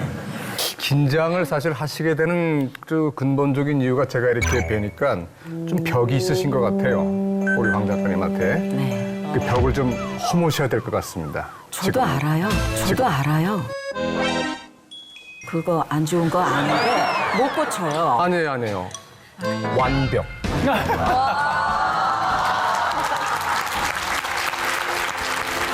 완벽을 조금 허물으시면 될 것 같고 뭔가 좀 달달한 거를 좀 드릴까요? 달달한 거 좋아하세요? 물. 물이면 됩니다. 아 그래요? 그럼 그 물에다가 허당을 좀 타주세요. 적응을 못 하겠습니다. 마당을 나온 암탉 처음 집필하실 때 어떻게 시작을 하시게 되신 거예요? 이 작품은 만화책 보다가 좀 힌트를 얻었습니다. 길들여진 오리는 알을 품지 않는다는 그런 내용이 담긴 몇 칸 안 되는 그런 만화책이었습니다. 근데 그거를 이제 보다가 아니 이런 일이 있어? 굉장히 놀라고 그리고 나서 며칠 있다가 또 6시 내 고향이라는 그 프로그램을 보다가 토종 닭이 자기가 낳은 알을 품을 때가 되면은 이 몸에서 반응을 좀 이렇게 털이 빠지는 그래서 이제 피부로 품을 수 있도록 그런 몸의 작용이 일어난다는 거예요. 그래서 지극한 모성을 보여주는 그런 내용이었거든요. 며칠 전에는 자기가 낳은 알도 품을 줄 모르는 애 얘기였는데 이 두 가지가 이제 비슷하고도 다르고 또 충돌도 하고 이래서 그걸 가지고 재밌는 얘기를 하나 상상할 수 있겠다. 그렇게 시작을 했습니다. 인생에 있어서 가장 베스트셀러라고 할 수 있는 황금기가 있으셨죠? 뭐 여러분들이 그래도 제일 많이 아실 만한 제가 니글니글이라는 코너 했을 때가 제 인생의 베스트셀러 시기가 아니었나. 네. 그때는 진짜 뭐 방송, 그다음에 뭐 행사, CF 진짜 많이 했거든요. 그래서 정말 베스트셀러였는데 이게 계속 이제 스테디셀러로 넘어가야 되는데 요 그렇게 못 넘어가고 지금 절판됐습니다. 저는 이 대학에 들어가서 굉장히 많은 것들을 배웠어요. 연기도 배우고 재즈 댄스도 배우고 무용도 배우고 탭 댄스도 배우고 아크로바틱도 배우고 그래서 제가 지금 할 줄 아는 모든 것들이 다 그때 배운 거예요. 아, 그 대학 때 배우신 그 모든 것들이 기준이 돼서 네. 하나의 기준이죠. 원기준. 저는 어쩌다 황금기예요. 그게 무슨 말이냐면은 제가 실은 1979년도 미스코리아 출신이에요. 지금 여기 계신 젊으신 분들은 아마 태어나기도 전일 것 같은데 저는 그때 한참 때였었거든요. 그때 제가 좋아하는 짝사랑하는 오빠가 있었어요. 근데 그 당시에 제가 미국 이민을 갔어요, 가족이. 그래서 그 오빠를 볼 수가 없었는데 미국에서 한국을 갈 수 있는 조건 중에 하나가 미스 코리아 당선이 되면 한국을 나올 수 있는 출전 기회가 주어져요. 그래서 그거를 겁 없이 원서를 내고 진이 됐어요, 그쪽에서. 남가주 진. 네, 남가주. 오빠 때문에. 네. 그래서 결국 한국에 와서 그 오빠를 찾아갔더니 그분은 신혼여행을 떠나셨어요. 근데 지나고 보니까 그때 그 황금기를 가지고 제가 지금까지 누렸단 말이죠. 네. 지금은 당연히 그때가 황금기였다고 생각합니다. 저는 중학교 때 음악 선생님께서 한번 이런 대회가 있는데 나가봐라 해서 그냥 시에서 하는 작은 실용음악 대회였는데 거기서 제가 최우수상을 받아서 도대회까지 나가게 된 거예요. 그래서 그때 도대회도 나가서 장려상을 받고 정말 일사천리로 캐스팅도 받고 오디션 봤는데 바로 붙고 예고 진학하자마자 1년 만에 데뷔를 했거든요. 엄청 빠른 순간에 정말 소설처럼 좋은 일들이 후다닥 생겨서 그때가 제 황금기였다고 생각을 하는데요. 중학교 때가 황금기. 데뷔를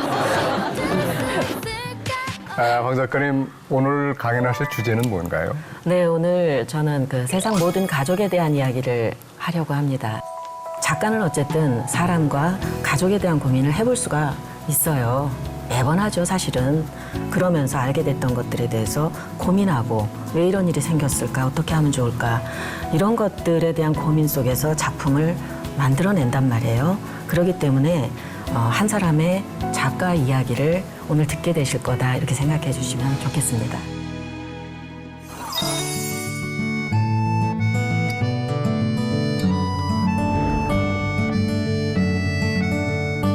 이상하게 흑백 사진이 이야기를 만들고 싶게 만들어요.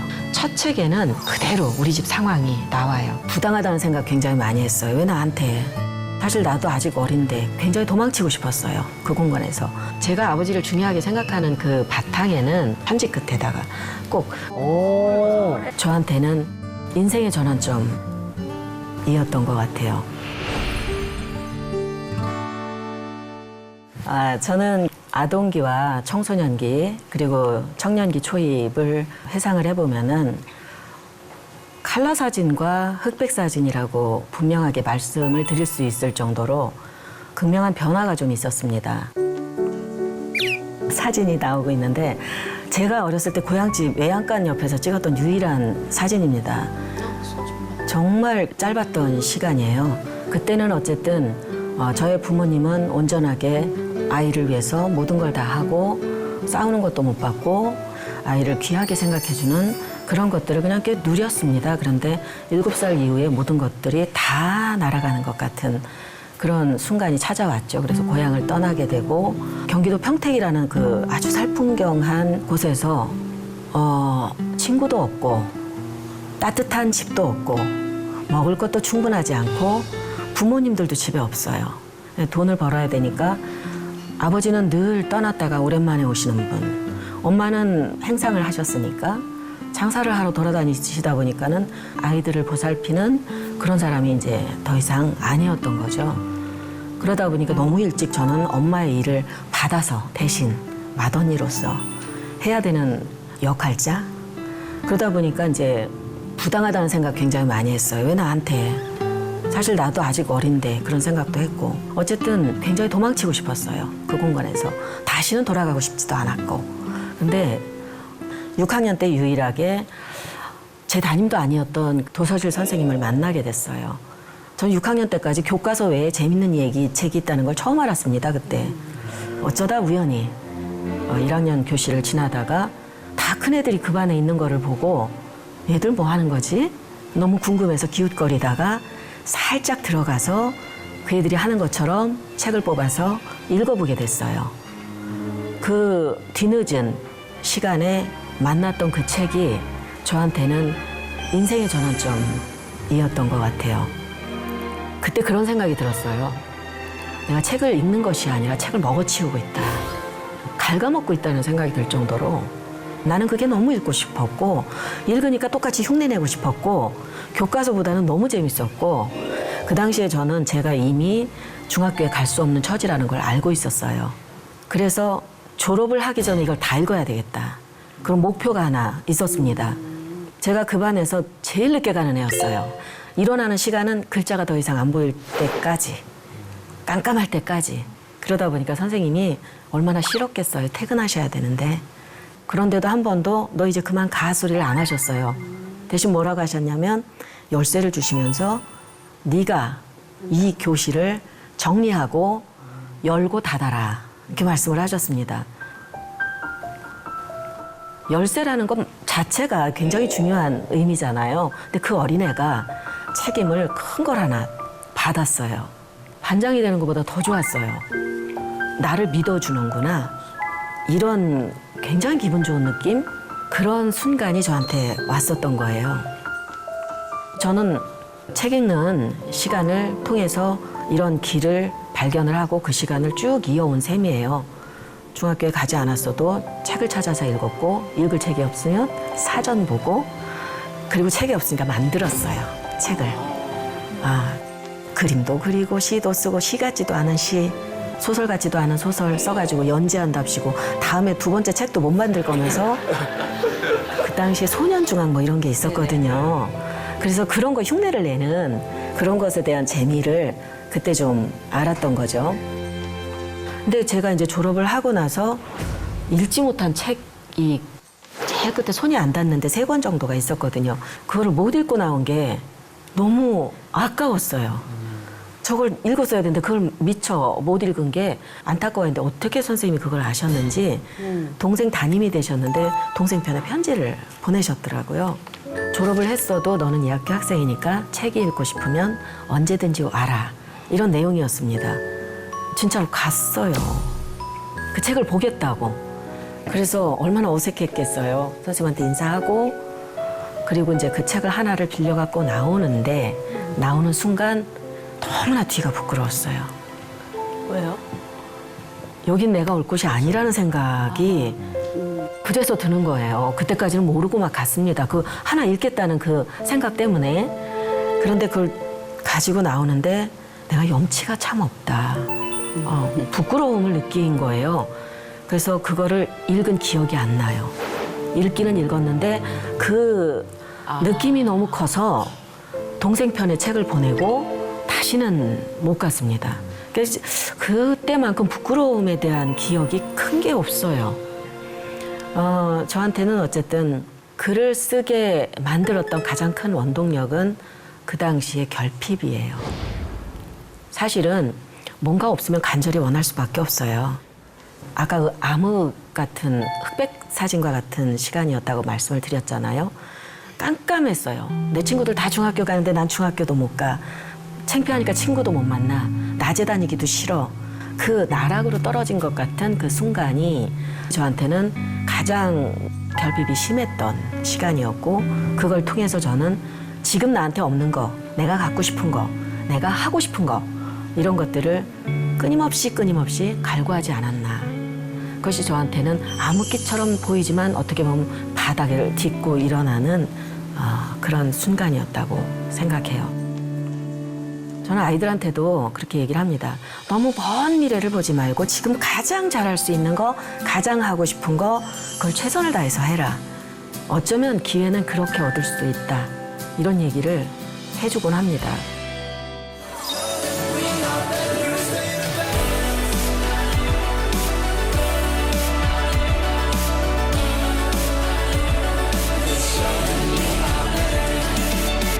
꿈을 꾸게 한 은인도 있고 그러는데 우리 저 황 작가님은 그렇게 꿈을 꾸게 한 분 말고 예. 또 이제 꿈을 키우게 하신 분이 또 있다고 들었습니다.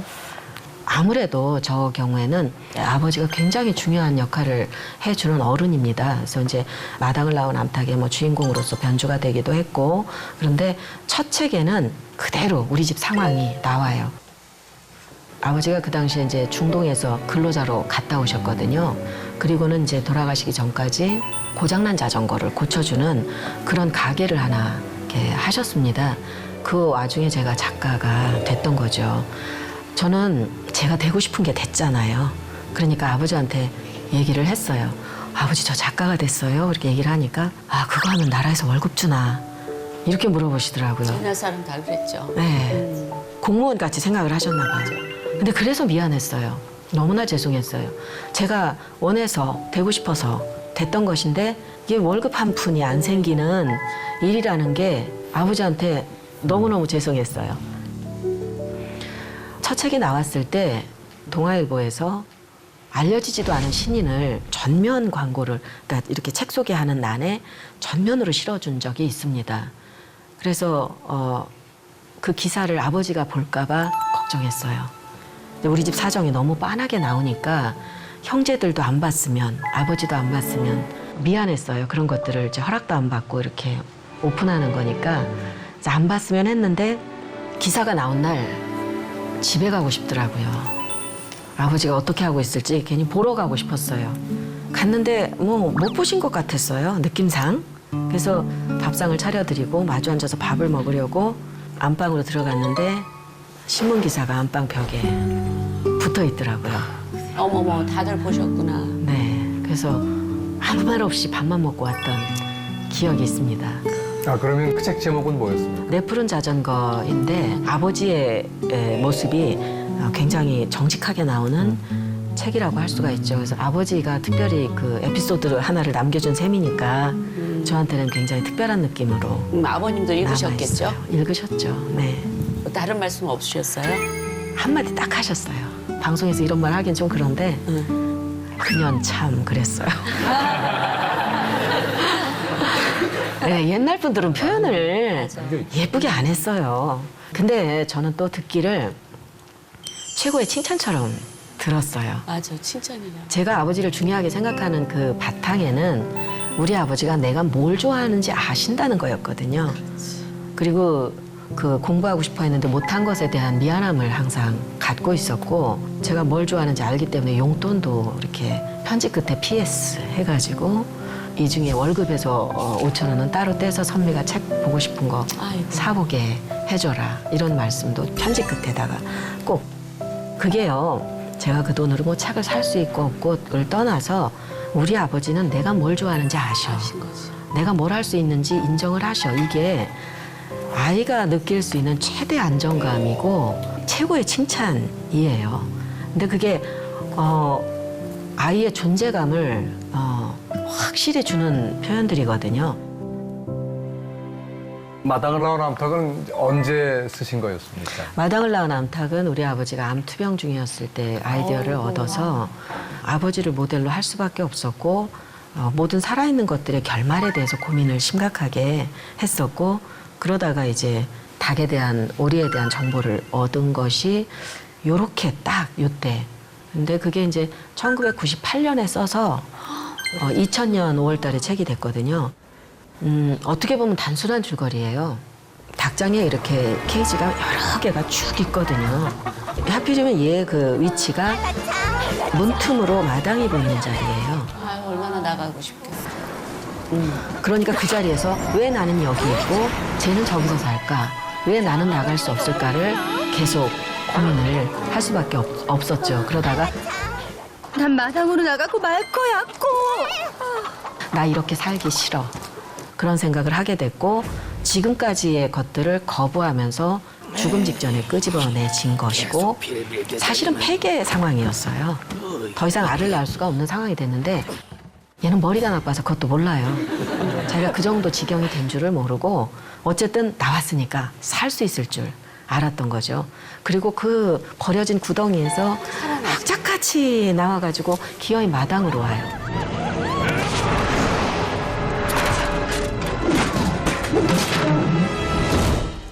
우와, 모두들 안녕. 내 이름은 잎사귀고 너희들을 잘 알고 있어. 보아하니 양계장에서 도망쳐 나온 것 같은데. 근데 거기에서 이제 네 자리 여기 아니야. 넌 저기서 살아야 되잖아. 이런 따돌림을 거기에서부터 받기 시작하고, 그러다가 이제 여기서 못 사니까 다른 데를 찾아간 거죠. 그러면서 자연과 맞서고 살기 위해서 사는 법을 터득하고, 그러다가 이제 하나하나 자기가 바라던 거를 성취하고 이루고 하면서 자기가 무엇인지 자기의 삶이 어떤 것인지를 겪어나갔던 아주 평범한 못난이 같았던 아이의 그 삶이라고 할 수가 있습니다. 혹시 인상적인 장면이 있으신지? 저는 처음에 쪽지비가 계속 걔를 괴롭혔잖아요. 그리고 결국은 청동오리까지 죽이고 하는데 마지막에 그 동굴에 잎사귀 들어갔는데 걔한테 막 조심해! 우리 새끼들한테서 흥분하는 막 그 장면에 좀 소름 끼쳤어요. 제가 생각하는 그 인상적인 장면은 사회의 어떤 부분을 이제 바꿔서 보여주는 장면이라고도 할 수 있는데 우와, 니들은 어쩜 그렇게 똑같니? 정말 좋겠다. 우리가 똑같아? 글쎄, 우리는 잘 모르겠는데. 근데 넌 네 엄마랑 왜 그렇게 달라? 친엄마 맞아? 그래, 정말 이상해. 초록아, 어디 갔었어? 엄마가 걱정했잖아. 에이, 제발 물가에서 얼쩡거리지 좀 마. 애들이 놀리잖아. 아무도 나하고 놀아주질 않아. 이게 다 엄마 때문이라고. 엄마하고 난 다르다고. 사실 이 외모를 두고 하는 얘기예요. 자식이 부모한테 일단 뭐 외향적으로 다르게 생겼으니까 달라. 뭐 쟤들도 이렇게 얘기하고 자기 생각해도 이제 보니까 이게 다르니까 그거에 대해서 이제 반감을 갖고 대드는 그런 장면인데 사실은 현실에서도 이런 일들은 있어요. 엄마가 뭘 알아? 이런 식으로 이제 자녀들이 성장을 하는 단계에서 나를 세우고 서로 얘기하는 그런 일들이 뭐 어느 집에나 다 있거든요. 이 녹음 과정에서 참 재밌었던 에피소드는 목소리 녹음을 한 번 하는 게 아니거든요. 몇 번을 이렇게 하는데 유승호 씨가 처음에 녹음할 때는 변성기가 아니었어요. 그래서 이제 어린아이 목소리로 녹음을 했는데 이 초록이가 성장하는 것처럼 나중에 녹음할 때는 유승호 씨의 목소리가 이제 좀 나중에 이상하잖아요. 변성기가 와서 청소년기의 느낌을 제대로 좀 살릴 수가 있었습니다. 그래서 정말 잘 맞았다 이렇게 생각하고 있습니다. 그리고 또 이제 마지막 장면도 이제 제가 고심하면서 마지막 장면 어떻게 해야 되나 고민을 하다가 내린 결론입니다. 엄마를 혼자 두고는 갈 수 없어. 난 괜찮아. 아주 많은 걸 기억하고 있거든. 이때 너무 많이 울었어요. 내가 만약 날 수 있다면 절대로 여기 머물지 않을 거야. 하고 싶은 걸 해야지. 초록아, 어서 가서 넓은 세상을 만나봐. 엄마, 다시 겨울이 오면 꼭 돌아올게. 기다려줄 거지. 그럼 엄마는 아무 데도 가지 않아. 다녀와서 들려줘.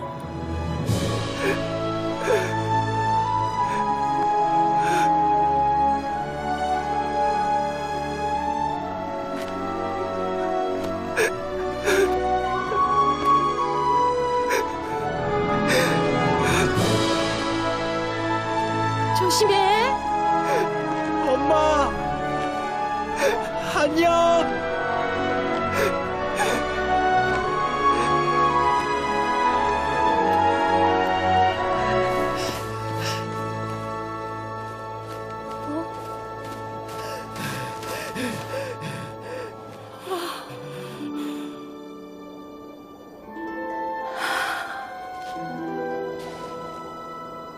그래, 나를 먹어. 네 아가들이 배고프지 않게.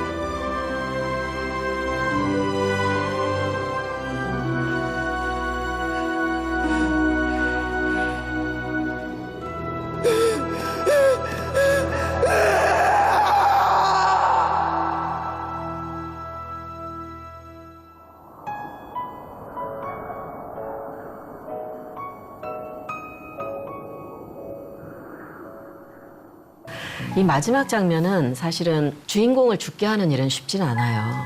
대부분의 경우 특히나 이거를 이제 아동문학 작품으로 냈기 때문에 주인공이 죽는 것이 애들한테 상처가 되지 않겠느냐 이런 이제 걱정들도 좀 있으셨습니다. 그런데 우리 아버지가 모델이라고 그랬잖아요. 근데 우리 아버지 유언이에요. 저 부분이. 아버지가 그랬습니다.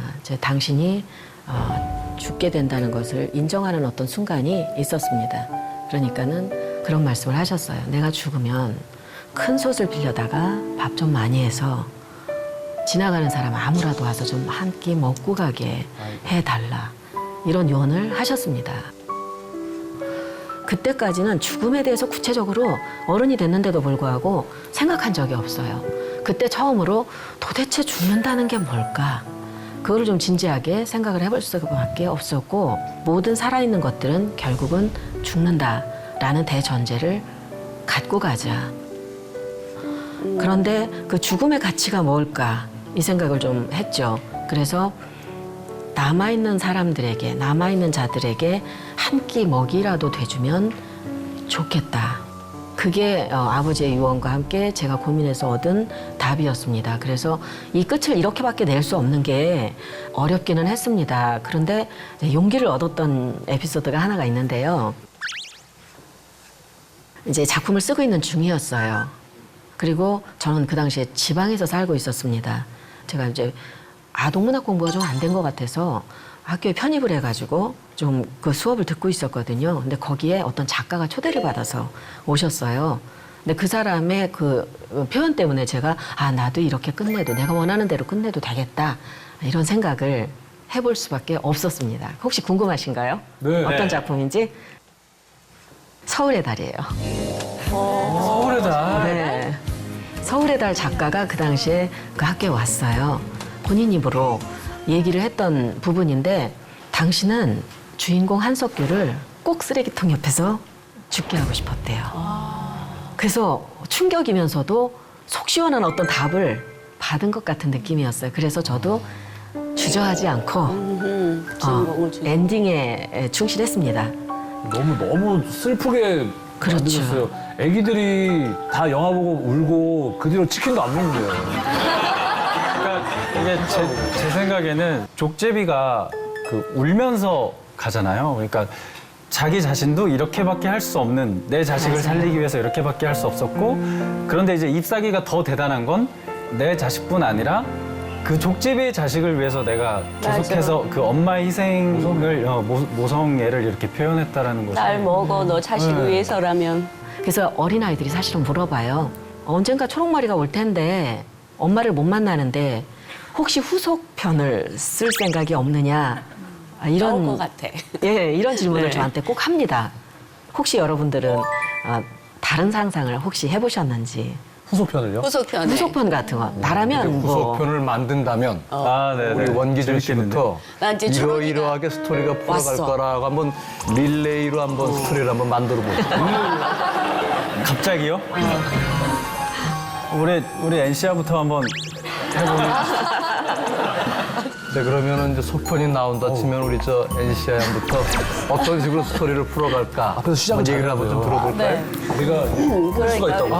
내가 먼저 했어야 되는구나. 내가 먼저 했었어야지. 시작을 잘해야 봐봐. 돼. 약간 판타지로 해볼까요? 네. 다시 집으로 돌아온 초록머리, 엄마 잎사귀의 죽음을 알게 됩니다. 이거 슬프지, 어떡해. 엄마를 그리워하며 홀로 지내고 있는데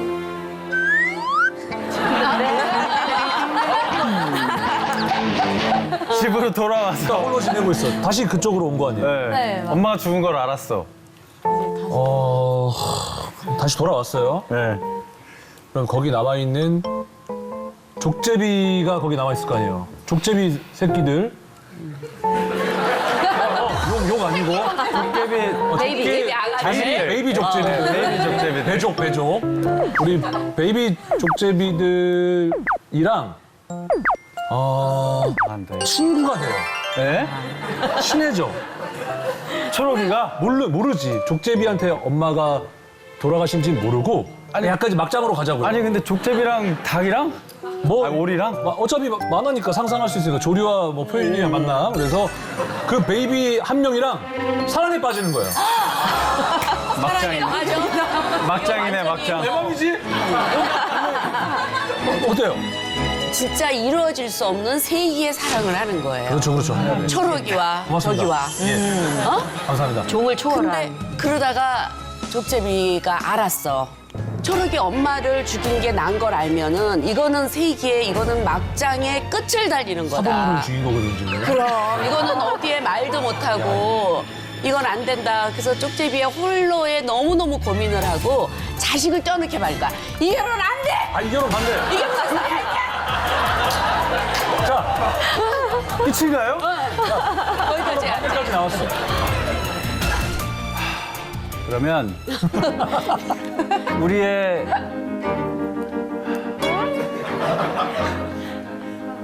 초록이는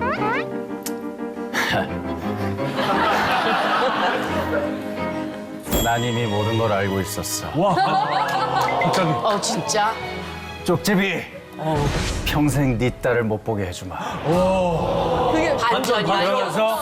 그러면서 이 아기 쪽제비를 데리고 옥수가 떠나는 거예요. 다른 나라. 다른 나라로? 네, 다른 나라로 떠나버리는 거예요. 너는 나를 만나서 왜 나를 아프게만 해. 제가 외국 대학에서 그 한국학과 한국어 공부하는 친구들한테 듣는 얘기인데 한국의 시어머니들은 다 무서워요. 결혼 허락 받으려면 무릎 꿇어야 돼요. 그리고 물 끼얹어요. 이런 얘기. 김치 싸는 게 뭐냐요. 그런 얘기 실제로 합니다. 얼마나 유명하면. 아니 근데 연기자들이시라 그런가 이게 극적 연출을 하는 게 남다르시네요. 연기자들이라. 바로바로 어떻게 그런 것들이 가능한지 직접 후속편을 쓰셔도 될 것 같아요. 이렇게 쓰면 절대 안 팔릴 것 같아요. 아니요. 이건 이제 저희가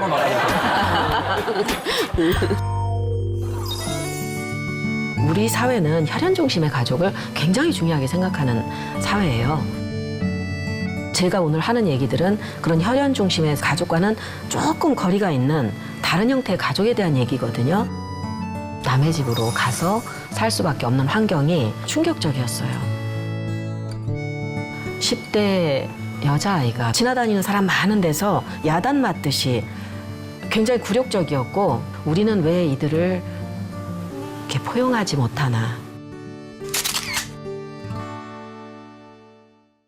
마당을 나간 암탉의 경우는 종이 다른 동물이 가족이 된 경우라고 할 수 있죠.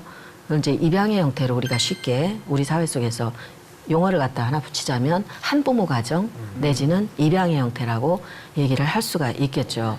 종이 다른 새끼를 데려다가 지극정성으로 엄마의 역할을 다 해가면서 이렇게 키워서 날려보내는 이제 마당을 나온 암탉을 쓰면서는 입양에 대한 어떻게 보면 작가로서의 고민을 처음으로 좀 해봤던 것이고 우연히 저한테 그 어떤 기관에서 연락을 해왔어요. 당신이 그 전에 어떤 작품을 썼던데 우리의 이 기관이 하는 일을 알리기 위한 작품을 하나 좀 써주면 어떻겠느냐. 그게 이제 위탁 가정 지원 시스템이라는 것이었어요. 아이들이 부모와 살 수가 없게 되면 뭐 해외로 입양을 가거나 고아원처럼 이런 시설에 가거나 이제 흔히들 이렇게 생각을 하시죠. 그런데 그렇지 않은 국가의 어떤 지원 시스템이 있어요. 그게 어쨌든 아이들은 가정이라는 울타리 안에서 자라야 된다. 보호받고 자라야 된다라는 그 생각 때문에 시설로 곧바로 보내지 않고 어떤 가정에서 그 아이가 가족으로 사는 거예요. 이제 친생부모가 준비되기 전까지 보호를 받는 거죠. 학교도 다니고. 그런데 제가 그 취재를 하면서 알게 됐던 내용들이 그 10살밖에 안 되는 아이의 이야기라고 상상할 수 없을 정도로 너무 나쁜 경우가 많은 거예요. 차마 활용을 할 수 없을 정도로 최악의 나쁜 상황들이 너무 많더라는 거죠. 그래서 고민이 굉장히 컸어요. 과연 이런 취재 사례들을 가지고 이야기가 가능할 것인가, 못할 것 같다. 그래서 그쪽에서 그럼 이걸 좀 보세요. 그럼 이것 좀 보실까요? 하면서 여러 가지를 이렇게 줬습니다. 근데 역시나 이제 외국 사례는 우리하고 딱 맞지 않는 지점이 있었고 우리 사례는 들으면 들을수록 머리가 어지러웠어요. 너무 끔찍한 일들이 많았기 때문에 믿지도 않을 것 같았어요. 그대로는 안 될 것 같았습니다. 이걸 쓸 수 있겠다라고 생각을 했던 딱 한 가지가 있었어요. 그거는 사회복지사가 지나가면서 하는 말 같은 거였어요. 어떤 아이가 이제 파양이 자주 되는 거죠. 위탁 가정에서도 이제 잘 있지 못하고 무슨 문제 때문에 이 집 가고 저 집 가고 이제 이런 상황들이 이렇게 생기는데 그 아이가 자기의 몇 개 안 되는 물건을 비닐봉지에 넣어가지고 다닌다는 거예요. 근데 이제 어떤 기회에 너 뭐 갖고 싶어? 이렇게 물어봤는데 이 비닐 가방 이렇게 비닐봉지에 넣어 갖고 다녔다 그랬잖아요. 바퀴 달린 가방이 갖고 싶다 그랬어요. 저는 그 말이 너무 가슴이 아팠어요. 나도 좀 집이 있었으면 좋겠어요. 뭐 이루어지든 안 이루어지든 그런 말도 아니고 세상에 그 몇 개 안 되는 그 자기 물건을 안전하게 담아가지고 이 집에서 저 집으로 갈 때 안전하게 가지고 가고 싶어서 바퀴 달린 가방이 소원이라는 게 말이 돼요. 저 얘기를 해야겠다. 그래서 비닐봉지 하나와 끌고 다닐 수 있는 바퀴 달린 가방, 요것 때문에 이야기를 하나 생각을 해보게 됐습니다. 그래서 믿음이라는 아이와 소망이라는 아이를 등장을 시켰습니다. 믿음이라는 아이는 사례 중심이라기보다는 제가 상상의 여지를 위해서 끌고 다니는 가방, 바퀴 달린 거, 그거와 봉지 속에 뭘 넣으면 좋을까? 이제 그 아이가 소중하게 생각할 만한 게 뭐가 있을까?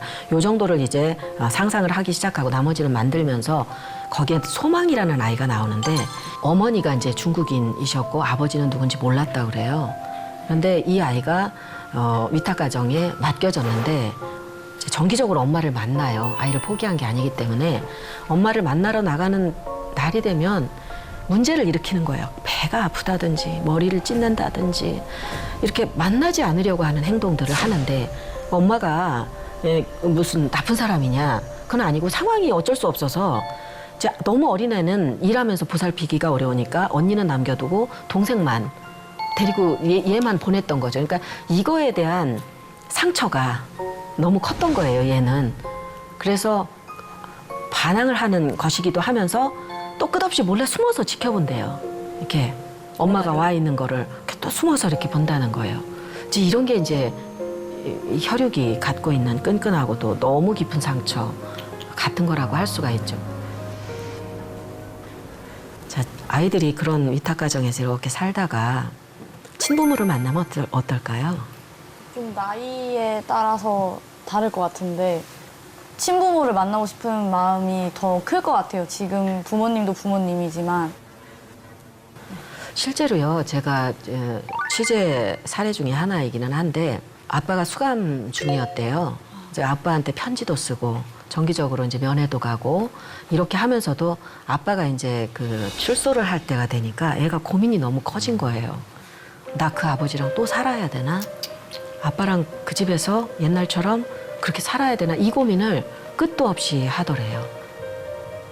애들이 불안 증세로 없던 증상들이 이렇게 생기는데 심지어 어떤 아이는 서서도 오줌을 싼대요. 그러니까 너무 불안하니까. 너무 안타까웠어요. 제가 입양에 대한 그 문제를 고민하기 시작한 것이 11살의 가방을 쓰기 훨씬 전이에요. 이 문제에 대해서 고민을 할 수밖에 없는 사건이 저한테 하나 생겼습니다. 아주 오래전에 스위스에서 우리나라 책을 전시한다는 얘기를 듣게 됐고 마침 그쪽으로 가는 일이 있어서 그 스위스에서 어떤 책들을 어떻게 전시를 하나 궁금하잖아요. 거기를 갔는데 많지는 않았어요. 한국의 그림책 중심의 전시를 하고 있었습니다. 그거를 이렇게 보다가 여러 가지 대화를 나누다가 어떤 사람들이 여기로 이걸 보러 와요? 이렇게 물어봤습니다. 그런데 그때 처음 나온 얘기가 스위스 가정에 온 그 한국 입양아를 데리고 있는 집들이 애들 보여주려고 여기 와서 이런 것들을 본다는 거여서 그때 좀 그렇군요. 그럴 수도 있겠네요. 그때는 좀 평범하게 제가 좀 생각을 했어요. 근데 그때 이제 시청 직원들이 2명, 여성 2명이 식사를 대접하고 싶다고 해서 함께 이제 식사를 하러 갔는데 거기에서 시청 직원이 저한테 한국 입양인들이 우리 사회에 꽤 많다는 걸 아느냐 이렇게 물어보더라고요. 그래서 저는 사실은 잘 몰랐어요. 우리 인구 대비 입양인의 숫자가 상당히 많다 이렇게 얘기를 하는데 순간적으로 너무 불편했어요. 왜 하필 나한테 이런 얘기를 할까? 그냥 식사를 못 하겠더라고요. 너무 이렇게 얹히는 것 같아서 밥을 먹기가 이상한 불편함, 빨리 여기서 나가고 싶은 이런 감정이 굉장히 심했어요. 몇 사례를 얘기를 하는데 어떤 아이 얘기를 하더라고요. 아주 어렸을 때 거의 강보에 쌓이다시피 해서 온 아이가 자기한테 여동생이 있다는 얘기를 끝없이 한대요. 어머. 얘는 분명히 말도 못하는 상태의 어린 때에 왔는데 나한테 여동생이 있어요 소리를 자라면서 그렇게 자주 한다는 거예요. 양부모도 모르는 내용이죠.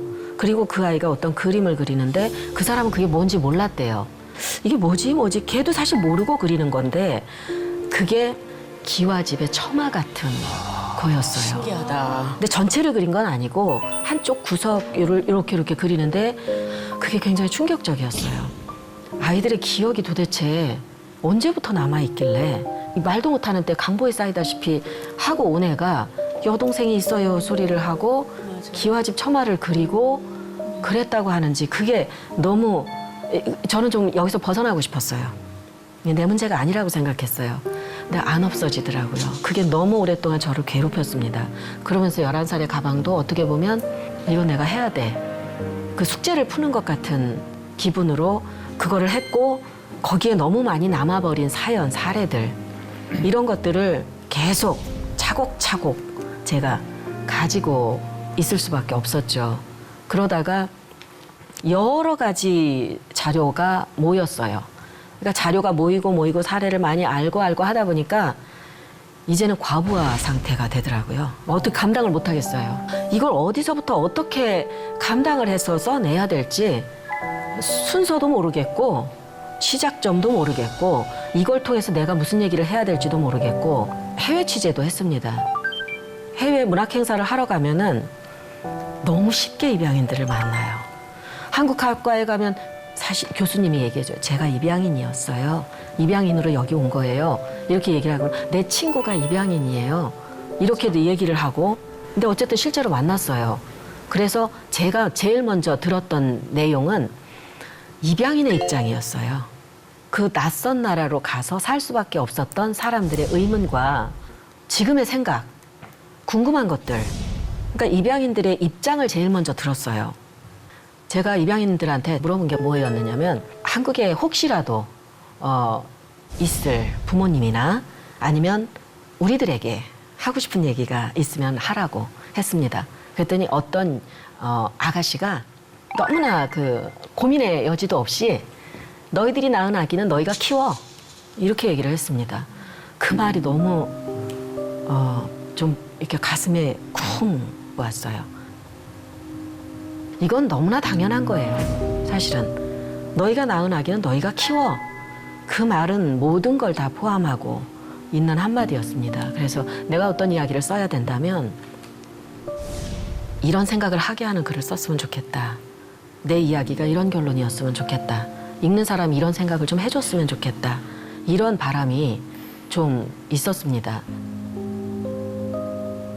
끝은 어떻게 내면 좋을지 알겠는데 어떤 메시지를 주면 좋을지를 알겠는데 사실은 시작을 어떻게 누구를 중심으로 해야 될지를 모르겠더라고요. 근데 그때 딱 맞춤해서 수기집을 봤어요. 10대 미혼모들이 그들이 쓴 실제로 본인의 체험담 이거를 읽으면서 10대 미혼모들이 그런 상황이 됐을 때 겪어내야 되는 것들이 너무 큰 거예요. 어른들이 한 얘기는 다 이거예요. 너 아직 어려. 넌 공부도 마저 해야 돼. 네가 키우겠다고 고집을 부려봐야 현실적으로 불가능해. 이런 얘기를 하는 게 보통이었고요.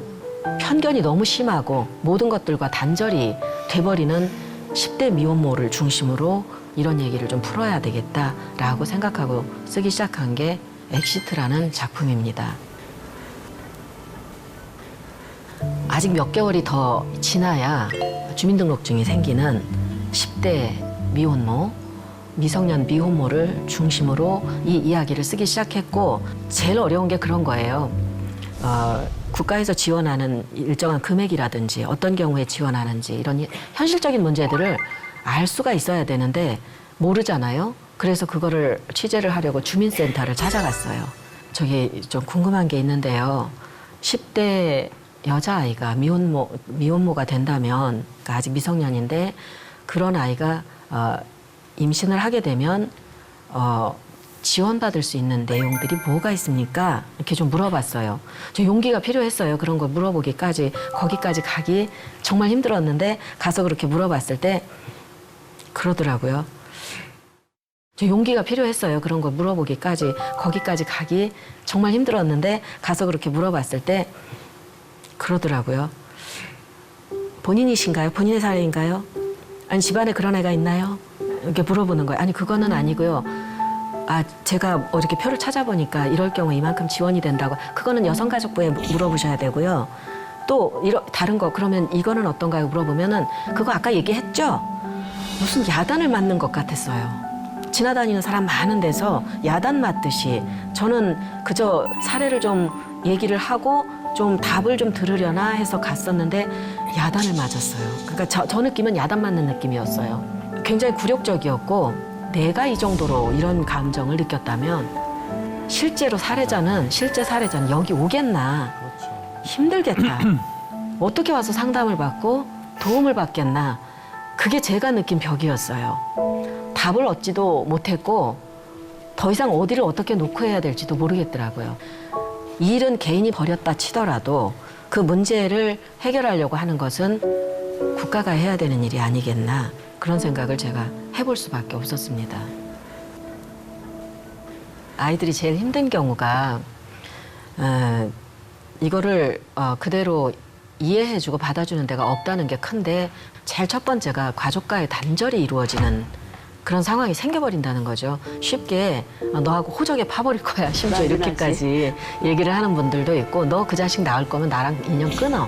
이렇게 얘기를 하는 경우도 있고 친구들의 냉대. 어제까지만 해도 친구라고 생각했는데 그 상황이 알려지면서부터는 비난을 받게 되고 학교에서는 전학 내지는 학교를 그만두기를 종용하는 분위기까지 생기고 있으니까 이게 차별 내지는 또 다른 폭력 그리고 냉대 느끼는 게 아닌가.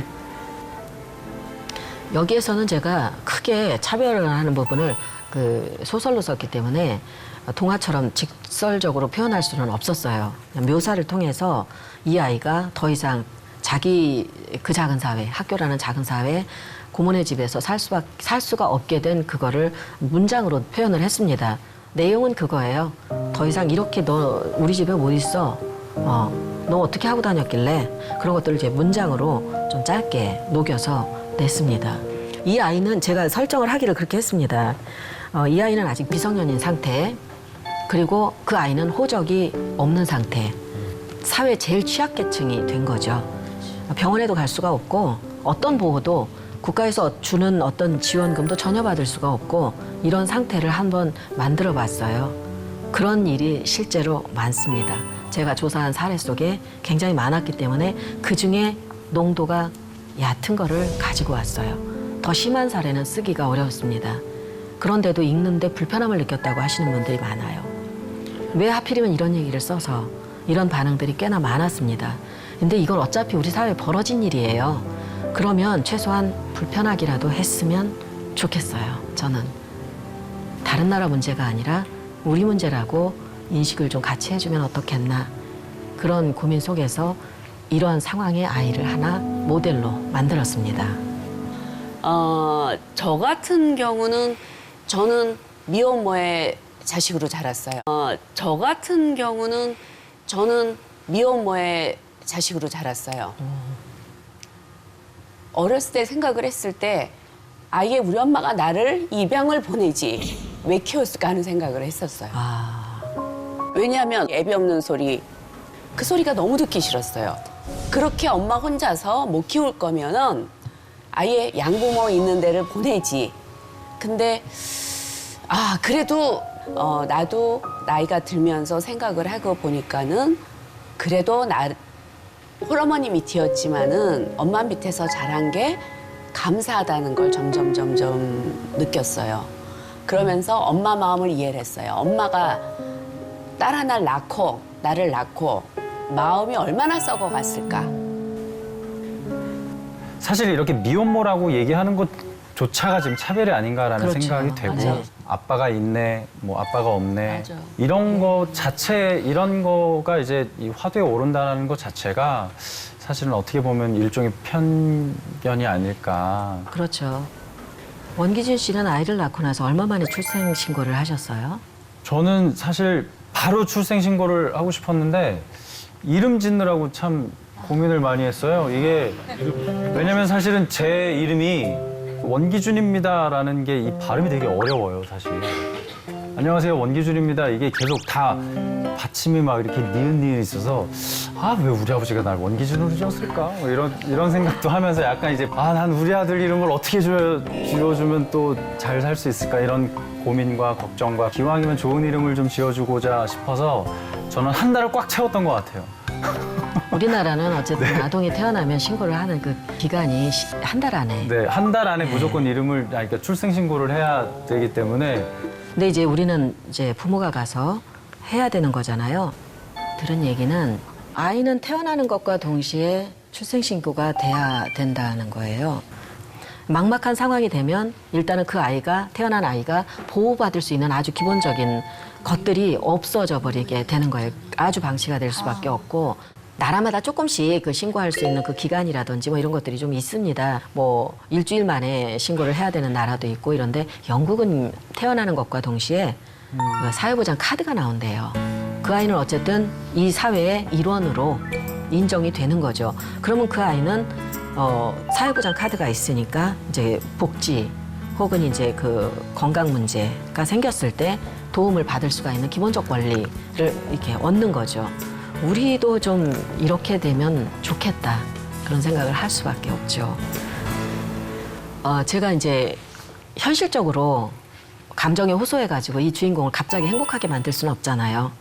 매우 현실적인 그 취재들을 했기 때문에 우리가 이 아이한테 어떻게 손을 내밀어 줄 수 있을까를 생각을 해보고 청소부를 하나 처음부터 등장을 시켰습니다. 그래서 그 청소부도 비슷한 경험을 갖고 있는 사람이고 상처가 있는 사람들끼리 어떻게 이 치유와 화해를 해나갈 수가 있을까 그거를 고민을 하다가 청소부가 본인의 호적으로 입양을 하는 절차를 하나 놨고 하티는 일단 시설로 보내는 걸로 했습니다. 그래 호적이 있어야 시설에서 뭐 의료보험 혜택이라든지 뭐 이런 것들을 좀 받을 수가 있으니까 나중에 이 아이를 데리고 오는 그 신락 같은 희망으로 이름을 지어준 거예요. 노하영으로 지었습니다. 그래서 노장미의 노와 하티의 하와 김순영의 영. 그래서 정말 그 얼마 안 되는 끈을 엮어서 혈연 관계가 아닌 상태에서도 다른 형태의 가족이 탄생할 수 있다라는 것을 제 머리가 할 수 있는 한계에서 엔딩을 한번 생각을 해봤습니다.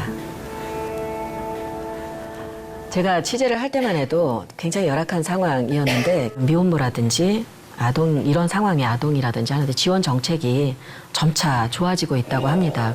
그냥 한 사람의 개인으로서 이 아이들이 아무리 어려도 자기가 낳은 아이를 포기하지 않고 사회인으로서도 패배자가 되지 않는 그 준비를 다 같이 좀 해줘야 되지 않겠나.